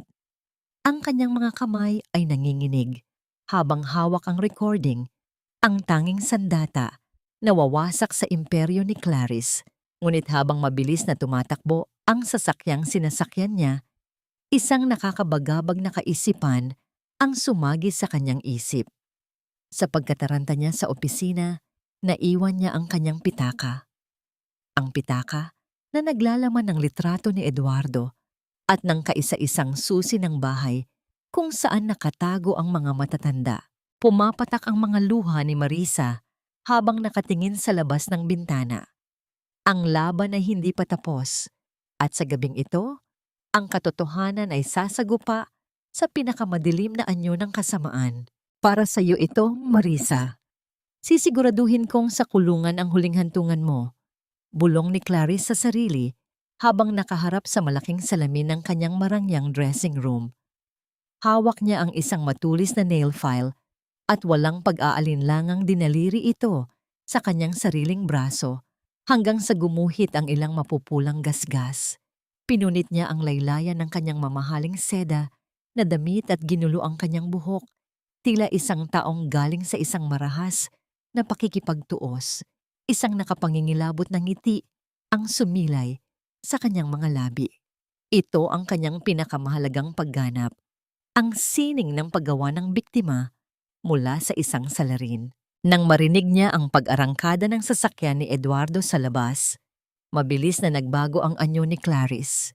Ang kaninang malamig na ngiti ay napalitan ng malalakas na hikbi at panginginig. Patakbo siyang lumabas ng kwarto at sinalubong ang asawa sa bukana ng hagdan, tila isang ibong na baliwan ng pakpak. Eduardo, Salamat at narito ka na. Humagulgol si Clarice habang isinusuobsob ang mukha sa dibdib ng asawa. Patawarin mo ako, Hon. Gusto ko lang namang ayusin ang lahat. Pinuntahan ko si Marisa kanina sa hideout niya.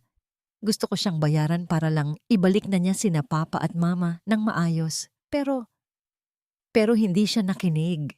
Nanigas ang katawan ni Eduardo habang tinititigan ang mga galos sa braso ng asawa at ang punit nitong damit. Ang puot na itinanim ni Clarice sa kanyang isipan ay tila binuhusan ng gasolina. Anong ginawa niya sa iyo, Clarice? Nagdala siya ng mga lalaki, Eduardo. Pinagtulungan nila ako. Patuloy na pagsisinungaling ni Clarice, ang kanyang boses ay puno ng panginginig na tila totoo. Sinabihan niya ako na hindi sapat ang perang binibigay natin. Gusto niya ang buong mansyon. At kapag hindi tayo pumayag, sasaktan daw niya ang mga magulang mo. Hon, natatakot ako para sa kanila. Ang ex-wife mo, naging halimaw na siya dahil sa inggit. Ikinuyom ni Eduardo ang kanyang mga kamao hanggang sa mamiliglig ang kanyang buong katawan. Ang lason ng gaslighting ay tuluyan ng pumasok sa kanyang sistema. Nilalamon ang anumang alaala ng kabutihan ni Marisa. Sa kanyang paningin, si Clarice ang anghel na nagsasakripisyo at si Marisa ang demonyong sumisira sa kanilang katahimikan. Hindi na siya nag-isip. Kinuha niya ang kanyang telepono at tinawagan ang kanyang abogado upang ihanda ang pinakamabigat na kasong kriminal laban sa ina ng kanyang mga alaala. Habang nagaganap ang maruming dula sa mansyon, si Marisa ay nasa klinika ni Ben. Tinitiis ang hapdi ng mga gasgas sa kanyang binti mula sa pagtalon sa bintana. Ang bawat dampi ng alkohol sa kanyang balat ay hindi maihahambing sa hapdi ng kanyang kalooban. Nakita niya ang mga resulta ng investigasyon ni Ben sa kanyang harapan. Marisa, tingnan mo ito. Seryosong wika ni Ben habang itinaturo ang mga dokumentong nakuha niya mula sa isang kaibigang banker. Ang perang ipinapadala ni Eduardo buwan-buwan para sa nursing home ay hindi napupunta sa anumang pasilidad. Sa sandaling pumasok ang pera sa joint account nila, inililipat ito ni Clarice sa isang hiwalay na account na pag-aari ng kanyang kapatid. At ayon sa records, halos lahat ng halagang iyon ay napupunta sa mga online casino sa labas ng bansa. Pinapalabas niyang para sa mga gamot at special care ni na Lolo. Pero sa totoo lang, ipinangsusugal lang ito ng pamilya niya. Napahawak si Marisa sa kanyang sentido. Ang tindi ng kawalang hiyaan ni Clarice ay tila isang malalim na balon na walang katapusan. Habang ang mga matatanda ay nagtitiis sa gutom at lamig, ang pera para sa kanila ay nilulustay lamang sa sugal. Ngunit bago pa man sila makapagplano ng susunod na hakbang, ang katahimikan ng gabi ay binasag ng isang marahas na tunog ng pagpreno ng sasakyan sa labas ng klinika. Hindi pa man nakakatayo si Ben ay bumukas na ng marahas ang pintuan. Pumasok si Eduardo, ang kanyang mga mata ay nanlilisik sa galit. Tila isang bagyong handang manira ng lahat ng madadaanan. Hindi siya nagsalita.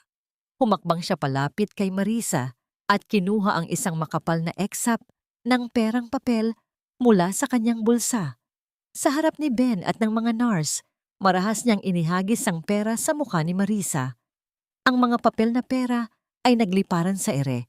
Tila mga tuyong dahon na dahan-dahang bumabagsak sa paanan ng babaeng nanginginig sa gulat. Ayan! Ayan ang gusto mo, di ba? Sigaw ni Eduardo. Ang kanyang boses ay punong-puno ng pagkamuhi. Bayad na yan para sa lahat ng pag-aalaga mo sa mga magulang ko. Huwag mo nang gamitin ang mga matanda para makuha ang gusto mo. Bukas na bukas din, asahan mo ang mga pulis na susundo sa'yo. At heto, basahin mo ito. Inihagis ni Eduardo ang isang puting sobre sa ibabaw ng mesa. Isang subpina para sa kasong kidnapping at serious physical injuries. Tiningnan niya si Marisa nang may matinding pandidiri. Tila isang dumi na hindi nararapat sa kanyang paningin. Sapat na ba yan para ibalik mo ang mga magulang ko? O gusto mo pang bulukin kita sa kulungan? Matalim na tanong ni Eduardo. Nakatitig lamang si Marisa sa mga perang nagkalat sa sahig. Ang kanyang dangal ay tila tinapakan ng libu-libong sapatos. Hindi niya magawang pulutin ang pera. Sa halip, dahan-dahan niyang itinaas ang kanyang paningin at tiningnan si Eduardo sa mga mata. Isang tahimik na luha ang pumatak mula sa kanyang mga mata. Sumisimbolo sa huling hibla ng respeto na meron siya para sa lalaking ito. Eduardo, kailan ka ba huling tumingin sa salamin at nakita ang isang anak? Sa halip na isang bulag na asawa. Mahinang tanong ni Marisa. Ang boses ay nanginginig sa gitna ng matinding emosyon. Ang perang ito, hindi nito mababayaran ang sakit na idinulot mo sa sarili mong dugo. Hindi sumagot si Eduardo. Tinalikuran niya si Marisa at mabilis na lumabas. Isinasara ang pintuan nang may matinding panggigigil na tila nais nitong wasakin ang buong gusali. Naiwan si Marisa na nakatayo sa gitna ng silid, napapalibutan ng karangyaan ng pera, ngunit balot ng matinding kahirapan ng kaluluwa. Hanggang kailan mananatiling sarado ang mga mata ng isang taong piniling mabulag sa katotohanan? Ang bawat piraso ng papel na nasa sahig ay tila mga labi ng isang pag-ibig na matagal nang nabulok. Nanatiling nakatayo si Marisa, ang kanyang paningin ay nakapako sa mga perang inihagis ni Eduardo. Sa paningin ng ibang tao, marahil ay isa itong kayamanan, ngunit para kay Marisa, ang mga ito ay simbolo ng 10 taong pang-aalipusta at ang kawalan ng pagpapahalaga ni Eduardo sa tunay na sakripisyo. Dahan-dahang itinaas ni Marisa ang kanyang paa. Sa halip na lumuhod upang pulutin ang mga ito, mariin niyang itinapak ang kanyang kupas na sapatos sa gitna ng makapal na eksap ng pera. Ang tunog ng paglukot ng mga bagong perang papel sa ilalim ng kanyang talampakan ay tila isang deklarasyon ng kanyang kalayaan. Hindi ko kailangan ang limos mo, Eduardo. Ang boses ni Marisa ay hindi na nanginginig. Ito ay malamig, matatag, at may dalang kapangyarihan na tila nagpapatigil sa pagtibok ng oras sa loob ng klinika. Napatigil si Eduardo sa pintuan. Ang kanyang kamay na nakahawak sa hawakan ng pinto ay nanigas. Lumingon siya, ang kanyang mukha ay puno ng pagtataka at hindi maipaliwanag na takot. Hindi ito ang Marisa na kilala niya. Ang Marisa na kilala niya ay iiyak, magsusumamo, at hihingi ng tawad sa mga bagay na hindi naman niya ginawa. Ang babaeng nasa harap niya ngayon ay tila isang estranghero na nabuo mula sa apoy ng sarili niyang kalupitan. Anong sabi mo? Singhal ni Eduardo, bagaman may bahid na ng pag-aalinlangan sa kanyang boses. Sabi ko, hindi mababayaran ng kahit ilang milyong piso ang mga sugat na idinulot mo sa mga magulang mo. Muling wika ni Marisa habang dahan-dahang humahakbang palapit sa kanya. Huwag kang mag-alala sa subpuena mo. Hindi mo kailangang maghintay ng husgado. Sa darating na Sabado, sa mismong araw ng kaarawan mo, pupunta ako sa mansyon. Kumunot ang noo ni Eduardo. Anong balak mo? Gusto mo bang mag-iskandalo sa harap ng mga bisita ko? Isang mapait na ngiti ang sumilay sa mga labi ni Marisa. Hindi ako pupunta roon para sa'yo. Pupunta ako roon dahil ipinangako ko sa sarili ko na ibabalik ko ang lahat. Ibabalik ko ang mga magulang mo sa lugar na nararapat sa kanila. At ibabalik ko sa iyo ang lahat ng kasinungalingang pinili mong paniwalaan. Maghanda ka, Eduardo, dahil sa gabing iyon, matatapos na ang pagpapanggap ni Clarice. Hindi nakasagot si Eduardo. May isang bagay sa mga mata ni Marisa na nagpapadama sa kanya na tila siya ang nakakulong at si Marisa ang may hawak ng susi. Nang walang anumang salita, mabilis siyang lumabas at isinarado ang pinto. Ngunit sa pagkakataong ito, hindi ang panggigigil ang nanaig sa kanya, kundi ang isang nakakabagabag na kaba na unti-unting gumagapang sa kanyang dibdib. Nang makaalis na si Eduardo, lumapit si Ben kay Marisa. Hinawakan niya ang balikat ng kaibigan. Bakas ang pag-aalala. Marisa, sigurado ka ba rito? Delikado ang balak mo. Pwede tayong pumunta sa pulisya ngayon din gamit ang recording na nakuha mo. Umiling si Marisa habang pinupunasan ang huling bakas ng luha sa kanyang pisngi. Hindi sapat ang makulong si Clarice Ben. Kailangan kong makita ni Eduardo kung paano siya niloko ng babaeng pinili niya kapalit ng sarili niyang dugo. Kailangan niyang maramdaman ang bawat patak ng dusa na naranasan ni na lolo at lola. Ang kaarawan niya ay magiging huling gabi ng kanyang pagkabulag. Lumipas ang mga sumunod na araw na parang isang mahabang paghahanda para sa isang digmaan. Hindi na nagtago si Marisa. Sa tulong ni Ben, inalagaan nilang mabuti sina Lolo Ramon at Lola Carmen. Sa bawat subo ng pagkain at bawat pag-inom ng gamot, unti-unting bumabalik ang lakas ng dalawang matanda. Isang hapon, habang sinusuklayan ni Marisa ang maputi at manipis na buhok ni Lola Carmen, ang matanda ay tumingin sa kanya sa pamamagitan ng salamin. Marisa anak, huwag mong hayaang kainin ka ng galit. Gawin mo ito para sa katarungan, hindi para sa paghihiganti. Opo, Lola, sagot ni Marisa.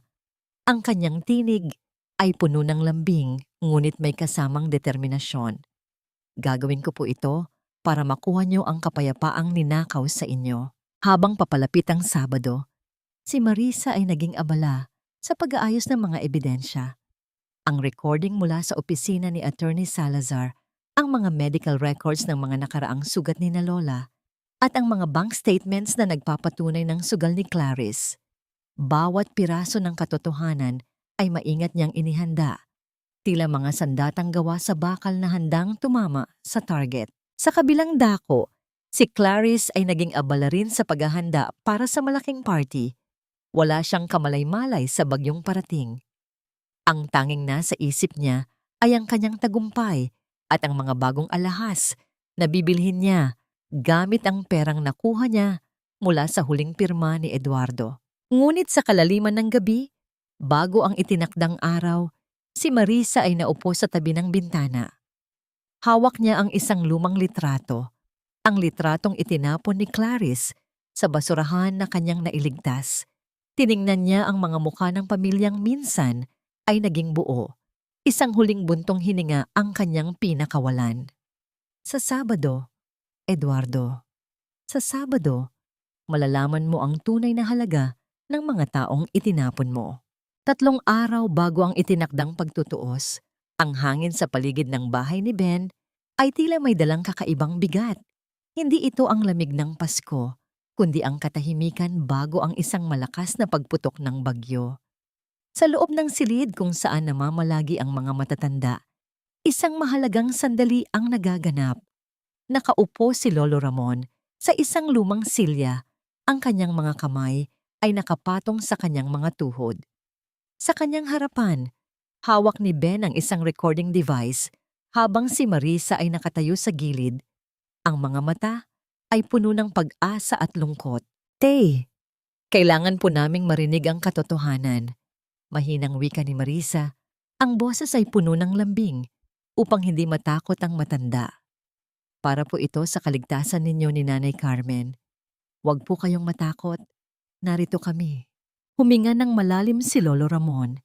Sa sandaling iyon, tila nagliwanag ang kanyang isipan mula sa ulap ng pagkalito at takot. Ang kanyang mga lumubog na mata ay nagpakita ng isang uri ng linaw na matagal nang hindi nakikita ni Marisa. Dahan-dahang bumuka ang kanyang mga labi at ang boses na lumabas ay bagaman nanginginig, ay puno ng bawat patak ng sakit na kanyang tiniis. Isinalaysay ni Lolo Ramon ang bawat gabi na sila ay ikinulong sa madilim na bodega ng sarili nilang mansyon. Ikinuwento niya kung paano sila pinagkaitan ng tubig at pagkain ni Clarice tuwing wala si Eduardo. Bawat salita ay tila isang matalim na punyal na bumaon sa puso ni Marisa. Ang pagtulak kay Lola Carmen sa hagdan, ang pagpunit sa kanilang mga lumang litrato, at ang pagpilit sa kanila na lagdaan ang mga papel na hindi nila naintindihan sa ilalim ng banta ng dahas. Sabi niya, wala na raw kaming silbi. Garalgal na wika ni Lolo Ramon. Ang isang butil ng luha ay gumulong sa kanyang kulubot na pisngi. Sabi niya, basura na kami sa buhay ni Eduardo. Ipinamukha niya sa amin na ang sarili naming anak ang may gustong itapon kami sa kalsada. Doon kami pinakanasaktan, Marisa. Napatakip ng bibig si Marisa upang pigilan ang kanyang hikbi. Ang kalupitan ni Clarice ay hindi lamang pisikal. Sinira rin na niya ang tiwala ng mga magulang sa sarili nilang anak. Pagkatapos ng pagtatala ng testimonya, mabilis na inayos ni Ben ang mga file. Ito ang huling piraso ng puzzle na kailangan nila upang mawasak ang maskara ng kasamaan. Habang nagaganap ang madamdaming eksena sa probinsya, ang mansyon ni Eduardo ay puno ng katuwaan at pagmamadali. Ang mga tauhan ay abala sa pagkakabit ng mga dambuhalang kristal na chandeliers sa garden. Ang amoy ng mga mamahaling bulaklak at imported na alak ay bumabalot sa buong paligid. Nakatayo si Clarice sa gitna ng sala, nakasuot ng isang makinang na gown na kulay ginto, tila isang reyna na naghahanda para sa kanyang koronasyon. Siguraduhin ninyong walang kahit isang dumi sa mga baso. Mataray na utos ni Clarice sa mga katulong. Darating ang mga pinaka-impluwensyadong tao sa lungsod. Gusto ko, makita nila kung gaano kasaya at kayaman ang pamilyang ito. Lumapit si Eduardo sa kanya.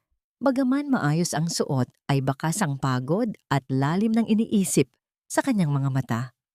Mula nang magtagpo sila ni Marisa sa klinika, hindi na siya nakakatulog ng maayos. May isang bahagi ng kanyang kalooban na pilit kumakatok. Nagtatanong kung tama ba ang lahat ng kanyang ginagawa. Hon, kailangan ba talagang ganito kagarbo ang party? Mahinang tanong ni Eduardo. Parang hindi tama habang wala pa sina Papa at Mama. Mabilis na lumapit si Clarice at hinawakan ang mukha ni Eduardo. Muling ginagamit ang kanyang kapangyarihan ng manipulasyon.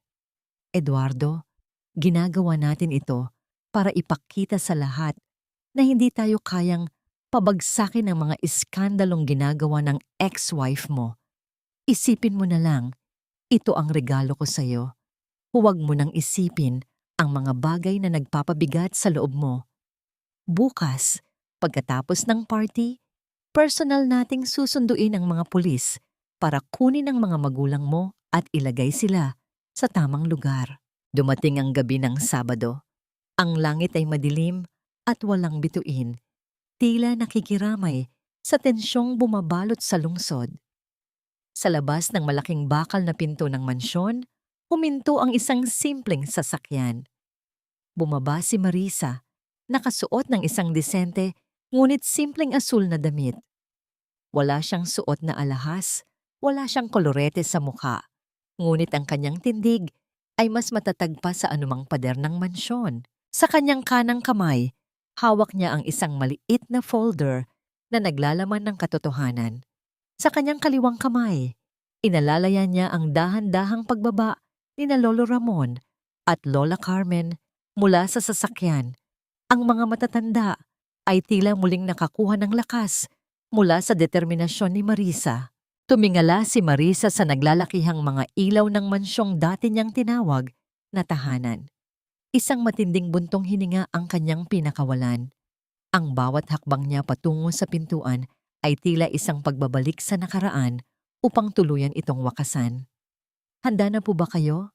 Tanong ni Marisa sa kanyang mga biyenan. Tumango si Lola Carmen, mahigpit na hinawakan ang kamay ni Marisa. Handa na kami, anak. Panahon na para matigil ang lahat ng ito. Dahan-dahang itinulak ni Marisa ang malaking pintuan.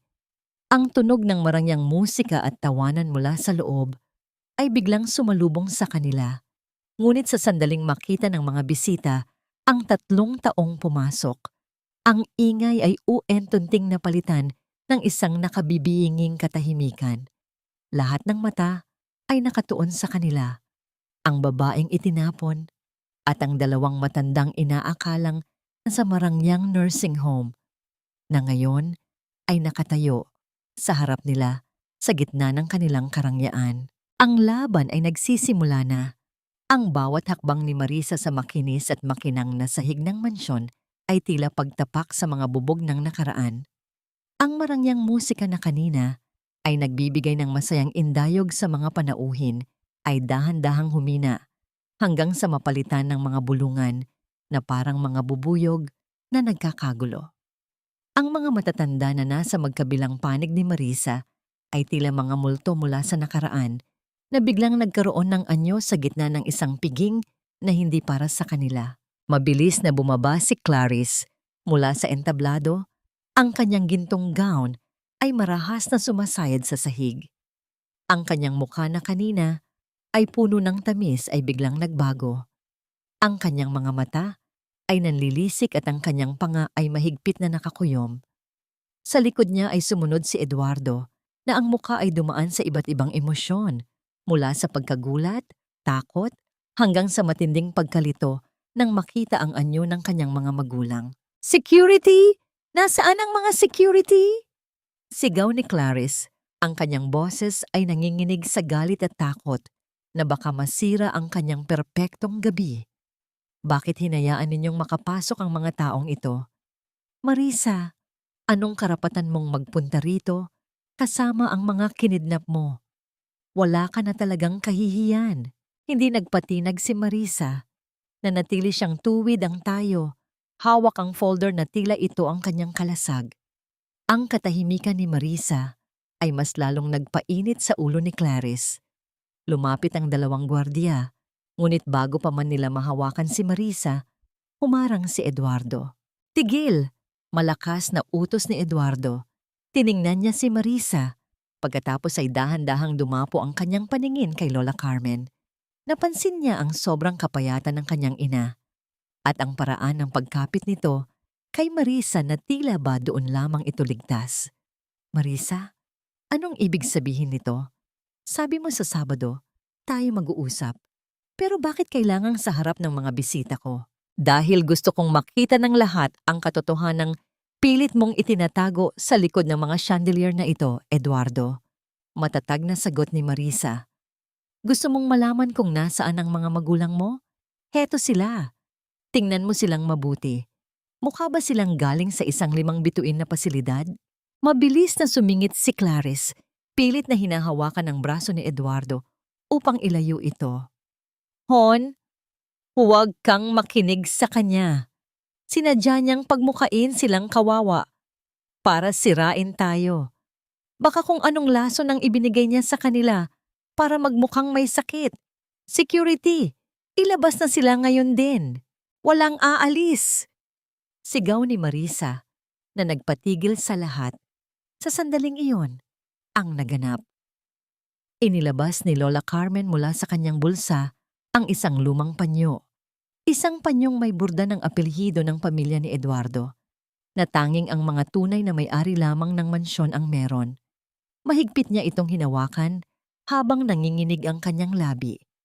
Ipinapakita nito na sa kabila ng pagiging gusgusin, sila ang tunay na haligi ng tahanang kinalalagyan nila. Nagsimulang magbulungan ang mga bisita.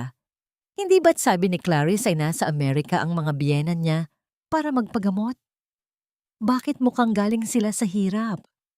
Ang mga tanong na ito ay tila mga palasong tumatama sa dibdib ni Clarice. Nagpalakad-lakad si Clarice sa harap ni Marisa. Ang kanyang boses ay puno ng pangungutya. "Marisa, desperada ka na ba talaga? Akala mo ba ay maniniwala sila sa isang babaeng pinalayas dahil sa pagiging baog at walang pakinabang? Tingnan mo ang sarili mo at tingnan mo ako. Sino sa tingin mo ang paniniwalaan nila?" Tiningnan ni Marisa ang folder na hawak niya. Alam niyang ito na ang sandali. Ang bawat sakripisyo niya, ang bawat gabing hindi siya natulog upang alagaan ang mga magulang ng lalaking nanakit sa kanya ay hahantong sa segundong ito. "Eduardo, binigyan kita ng pagkakataong makinig ng tayo lang, pero pinili mong maniwala sa kasinungalingan." Wika ni Marisa habang binubuksan ang folder. "Ngayon, hayaan mong ang sarili mong ama ang magsalita." Itinaas ni Marisa ang isang maliit na recording device.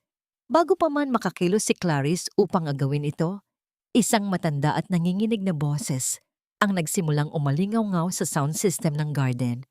Dahil palihim na naikonekta ni Ben ang signal sa tulong ng isang tauhan sa party, na naawa kay Marisa.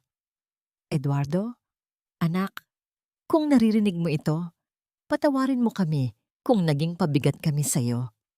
Simula ng boses ni Lolo Ramon sa recording, nanlaki ang mga mata ni Clarice na mutla si Eduardo. Ang mga bisita ay tila hindi na humihinga habang hinihintay ang mga susunod na salitang wawasak sa katahimikan ng gabi. Ang panganib ay nasa pinakamataas na antas. Isang galaw na lang at tuluyan ng guguho ang palasyong gawa sa buhangin. Ang bawat salitang lumalabas sa mga speakers sa paligid ng garden ay tila mga kulog na nagpapayanig sa pundasyon ng mansyon. Ang boses ni Lolo Ramon, na dati ay mahina at nanginginig, ay naging dambuhala sa pandinig ng lahat. Ikinuwento niya ang bawat hapdi ng sinturon, ang bawat araw na tanging tubig lamang ang kanilang panawid gutom sa madilim na bodega, at ang lantarang pag-amin ni Clarice na hinihintay lamang nito ang kanilang kamatayan upang makuha ang huling sentimo ng kanilang yaman. Hindi totoo yan. Kasinungalingan yan. Pinagawa lang ni Marisa ang recording na yan gamit ang AI o kung anong teknolohiya. Sigaw ni Clarice, ang kanyang boses ay naging matinis at garalgal. Malayo sa malambing na tono na ipinapakita niya kay Eduardo. Patakbo siyang lumapit sa sound system. Pilit na hinahablot ang mga wire, ngunit huli na ang lahat.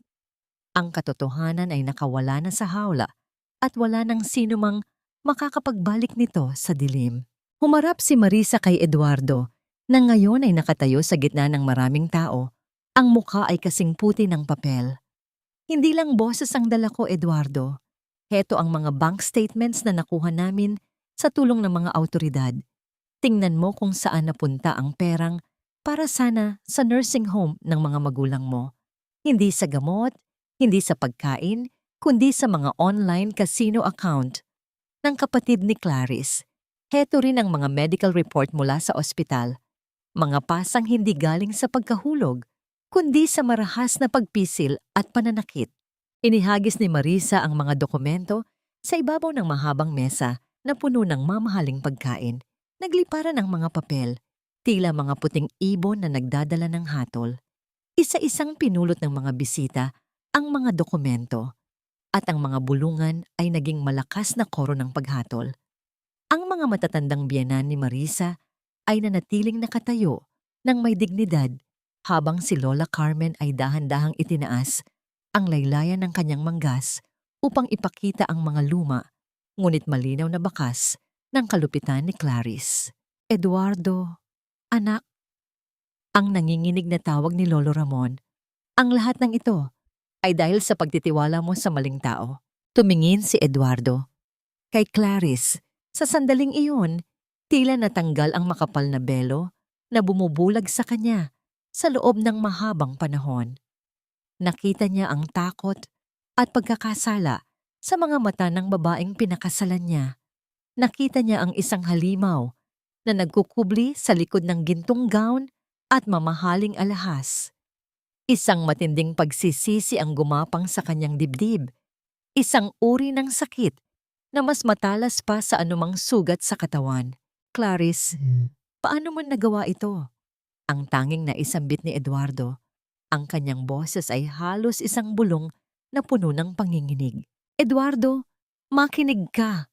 Ginawa ko lang to para sa atin. Para hindi tayo maging mahirap habang buhay.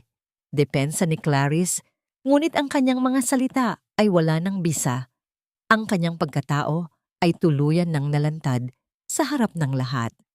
Sa matinding pagkapahiya at galit, aktong susugurin ni Clarice si Marisa upang saktan ito. Ngunit mabilis na humarang ang mga gwardiya ng mansyon.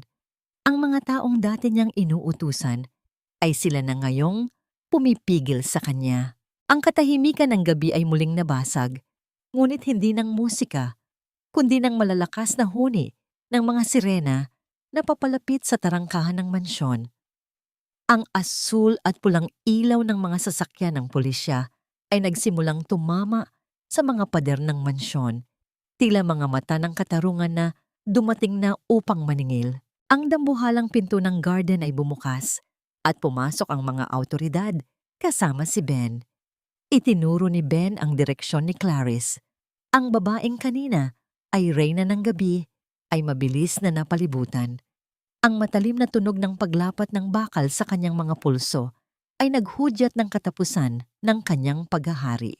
Hindi niyo ako pwedeng ipakulong. Eduardo, gawin mo ang paraan. Asawa mo ako. Huling sigaw ni Clarice habang kinaladkad siya ng mga pulis palabas ng garden. Ang kanyang gintong gown ay nasabitan sa mga tinik ng rosas sa garden. Napunit ito, tila sumasalamin sa kanyang nawasak na pangarap. Vinalot ng kahihiyan ang kanyang buong pagkatao habang ang lahat ng kanyang mga kaibigan ay kinuha ang kani-kanilang mga telepono upang kunan ng video ang kanyang pagbagsak. Nang mawala na ang ingay ni Clarice, tanging ang tunog ng hangin at ang mahihinang hikbi ni Eduardo ang naiwan. Napaluhod si Eduardo sa gitna ng mga nagkalat na papel. Ang kanyang mga kamay ay nakatakip sa kanyang mukha. Ang palasyong itinayo niya sa ibabaw ng mga kasinungalingan ay tuluyan ng gumuho, nag-iwan lamang ng mga abo ng pagsisisi at isang katotohanang hindi na niya kailanman mababago. Tumingala siya at nakita si Marisa na nakatayo sa harap niya, hindi bilang isang kaaway, kundi bilang isang saksi ng kanyang sariling pagkawasak. Ang katarungan ay nakamit na, ngunit ang sugat sa puso ng bawat isa ay tila mas lalo pang lumalim. Ang nakabibinging katahimikan na bumalot sa garden matapos mailabas si Clarice ay tila mas masakit pa kaysa sa ingay ng mga sirena. Ang mga marangyang ilaw na kanina ay nagbibigay ng kinang sa party ay tila naging mga saksi sa isang malaking trahedya. Sa gitna ng mga nagkalat na pagkain at basag na kristal, nanatiling nakaluhod si Eduardo. Ang kanyang marangyang Amerikana ay nadumihan na ng alikabok, ngunit hindi ito maihahambing sa dumi na nararamdaman niya sa kanyang sariling kaluluwa. Dahan-dahang itinaas ni Eduardo ang kanyang paningin. Ang kanyang mga mata ay mapula at basang-basa ng luha. Gumapang siya ng dahan-dahan, tila isang taong nawala ng lahat ng lakas patungo sa paanan ni na Lolo Ramon at Lola Carmen. Sa harap ng mga natitirang bisita na hindi pa umaalis, ang dating mapagmataas na si Eduardo ay tuluyan ng gumuho. Pa, Ma, patawarin niyo ako. Ang kanyang boses ay halos isang pagsamo na galing sa kailaliman ng kanyang dibdib. Inabot niya ang mga kamay ng kanyang ama. Pilit itong hinahalikan habang ang kanyang mga balikat ay nanginginig sa matinding paghikbi. Naging bulag ako. Hinayaan kong saktan kayo ng babaeng yon dahil sa sarili kong yabang. Patawarin niyo ang anak ninyong walang utang na loob. Tumingin si Lola Carmen sa kanyang anak. Sa halip na galit, ang makikita sa mga mata ng matanda ay isang malalim na pagkahabag at matinding lungkot. Dahan-dahan niyang hinaplos ang buhok ni Eduardo, ngunit ang bawat haplos ay tila isang paalala ng mga gabing nagdusa sila sa lamig at gutom habang ang kanilang anak ay nagpapakasasa sa karangyaan. Pinapatawad ka namin, Eduardo. Mahinang wika ni Lola Carmen. Ang boses ay nanginginig din sa emosyon. Dahil anak ka namin, pero ang sugat na iniwan mo sa puso namin, hindi iyon mabilis na maghihilom ng isang patawad lang. Ang pinakamalaking pagkakamali mo ay hindi ang paniniwala kay Clarice, kundi ang pagtalikod sa mga taong tunay na nagmamahal sa'yo. Muling humagulgol si Eduardo at pagkatapos ay bumaling siya kay Marisa. Tumingala siya sa babaeng 10 taon niyang naging asawa. Ang babaeng itinapon niya na parang basura, ngunit siya palang naging anghel ng kanyang mga magulang.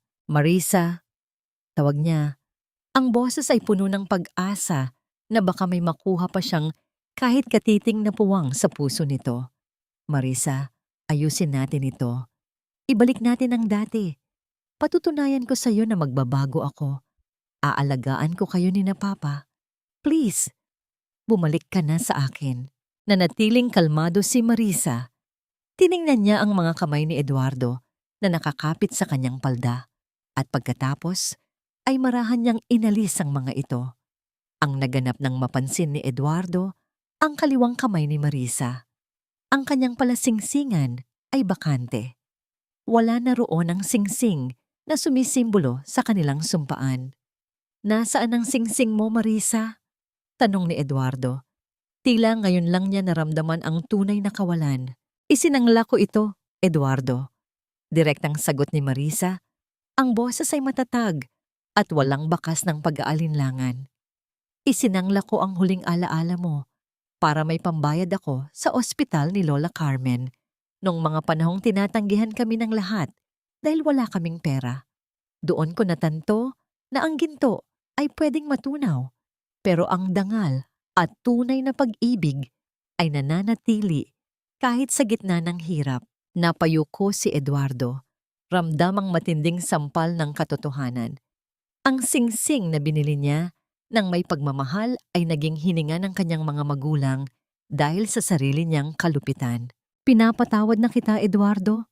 Pagpapatuloy ni Marisa habang inaalalayan ang mga matatanda na maglakad palayo.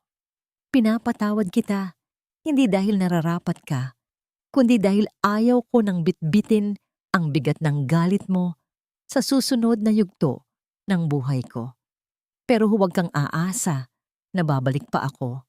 Ang Marisa na sinaktan at minaliit mo ay namatay na sa gabing pinalayas mo siya sa ilalim ng ulan. Ang babaeng nasa harap mo ngayon ay malaya na. Tinalikuran ni Marisa si Eduardo. Isang matinding pakiramdam ng ginhawa ang lumukob sa kanyang buong pagkatao habang naglalakad siya palabas ng gate ng mansyon. Kasama niya sina Lolo Ramon at Lola Carmen, ang kanyang tunay na pamilya. Hindi niya alam kung anong bukas ang naghihintay sa kanila, ngunit alam niyang wala na siyang kailangang patunayan sa sinuman. Naiwan si Eduardo sa gitna ng kanyang garden, napapalibutan ng mga dambuhalang kristal at mga pagkain na wala ng silbi. Ang kanyang gabi ng kaarawan ay naging gabi ng kanyang pinakamalaking kawalan. Ang bawat patak ng ulan na nagsimulang mahulog mula sa langit ay tila mga luha ng pagsisisi na huli na para sa lahat. Ang pinakamamabigat na parusa sa kanya ay hindi ang pagkakakulong ng kanyang asawa, kundi ang mabuhay araw-araw na alam niyang itinapon niya ang tanging kayamanan na hindi kailanman nabibili ng pera, ang tapat na puso ni Marisa. Isang taon ang mabilis na lumipas, na tila isang ilog na dahan-dahang humuhugas sa mga sugat ng nakaraan. Sa isang tahimik na bayan sa probinsya, kung saan ang bawat umaga ay binabasag ng banayad na awit ng mga ibon at ang amoy ng sariwang dagat, isang maliit na panaderya ang naging kanlungan ng mga pusong nahanap na ang kanilang kapayapaan. Nakatayo si Marisa sa harap ng kanyang munting tindahan, ang tinapay ng pag-asa. Nakasuot siya ng isang malinis na puting apron at ang kanyang mga kamay ay bahagyang nababalutan ng puting harina. Hindi na ito ang mga kamay na nanginginig sa takot at gutom. Ito na ang mga kamay na nagbibigay ng tamis at kabuhayan sa kanyang sariling buhay. Sa kanyang tabi, nakaupo sa isang tumba-tumba si Lola Carmen, masiglang nakikipagkwentuhan sa mga mamimili, habang si Lolo Ramon naman ay abala sa pagdidilig ng kanyang mga tanim na rosas sa maliit na garden sa gilid ng tindahan. Wala na ang mga pasa sa kanilang balat. Ang tanging mababakas na lamang sa kanilang mga muka ay ang mga guhit ng katandaan na puno ng nangiti at kalmado. Ang mansyon na dati nilang kinulong ay tuluyan na nilang kinalimutan dahil dito sa munting bahay na kahoy, nahanap nila ang tunay na kahulugan ng tahanan, ang pagiging ligtas at ang pagiging mahalaga. Tuwing linggo ng hapon, isang pamilyar na sasakyan ang humihinto sa harap ng kanilang bakod. Bumaba mula rito si Eduardo. Malayo na ang kanyang anyo sa mapagmataas na negosyanteng nakilala ng lahat.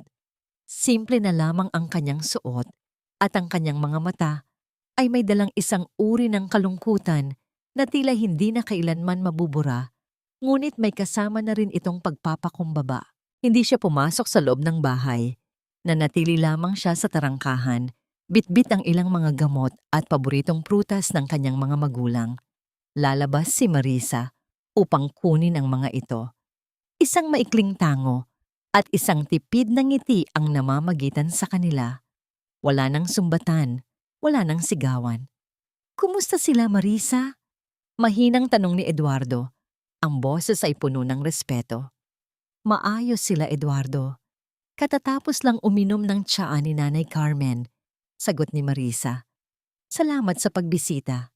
Tumingin si Eduardo sa loob, pinagmamasdan ng kanyang mga magulang na masayang nagtatawanan habang kasama si Ben na madalas ding bumibisita upang tiyakin ang kanilang kalusugan.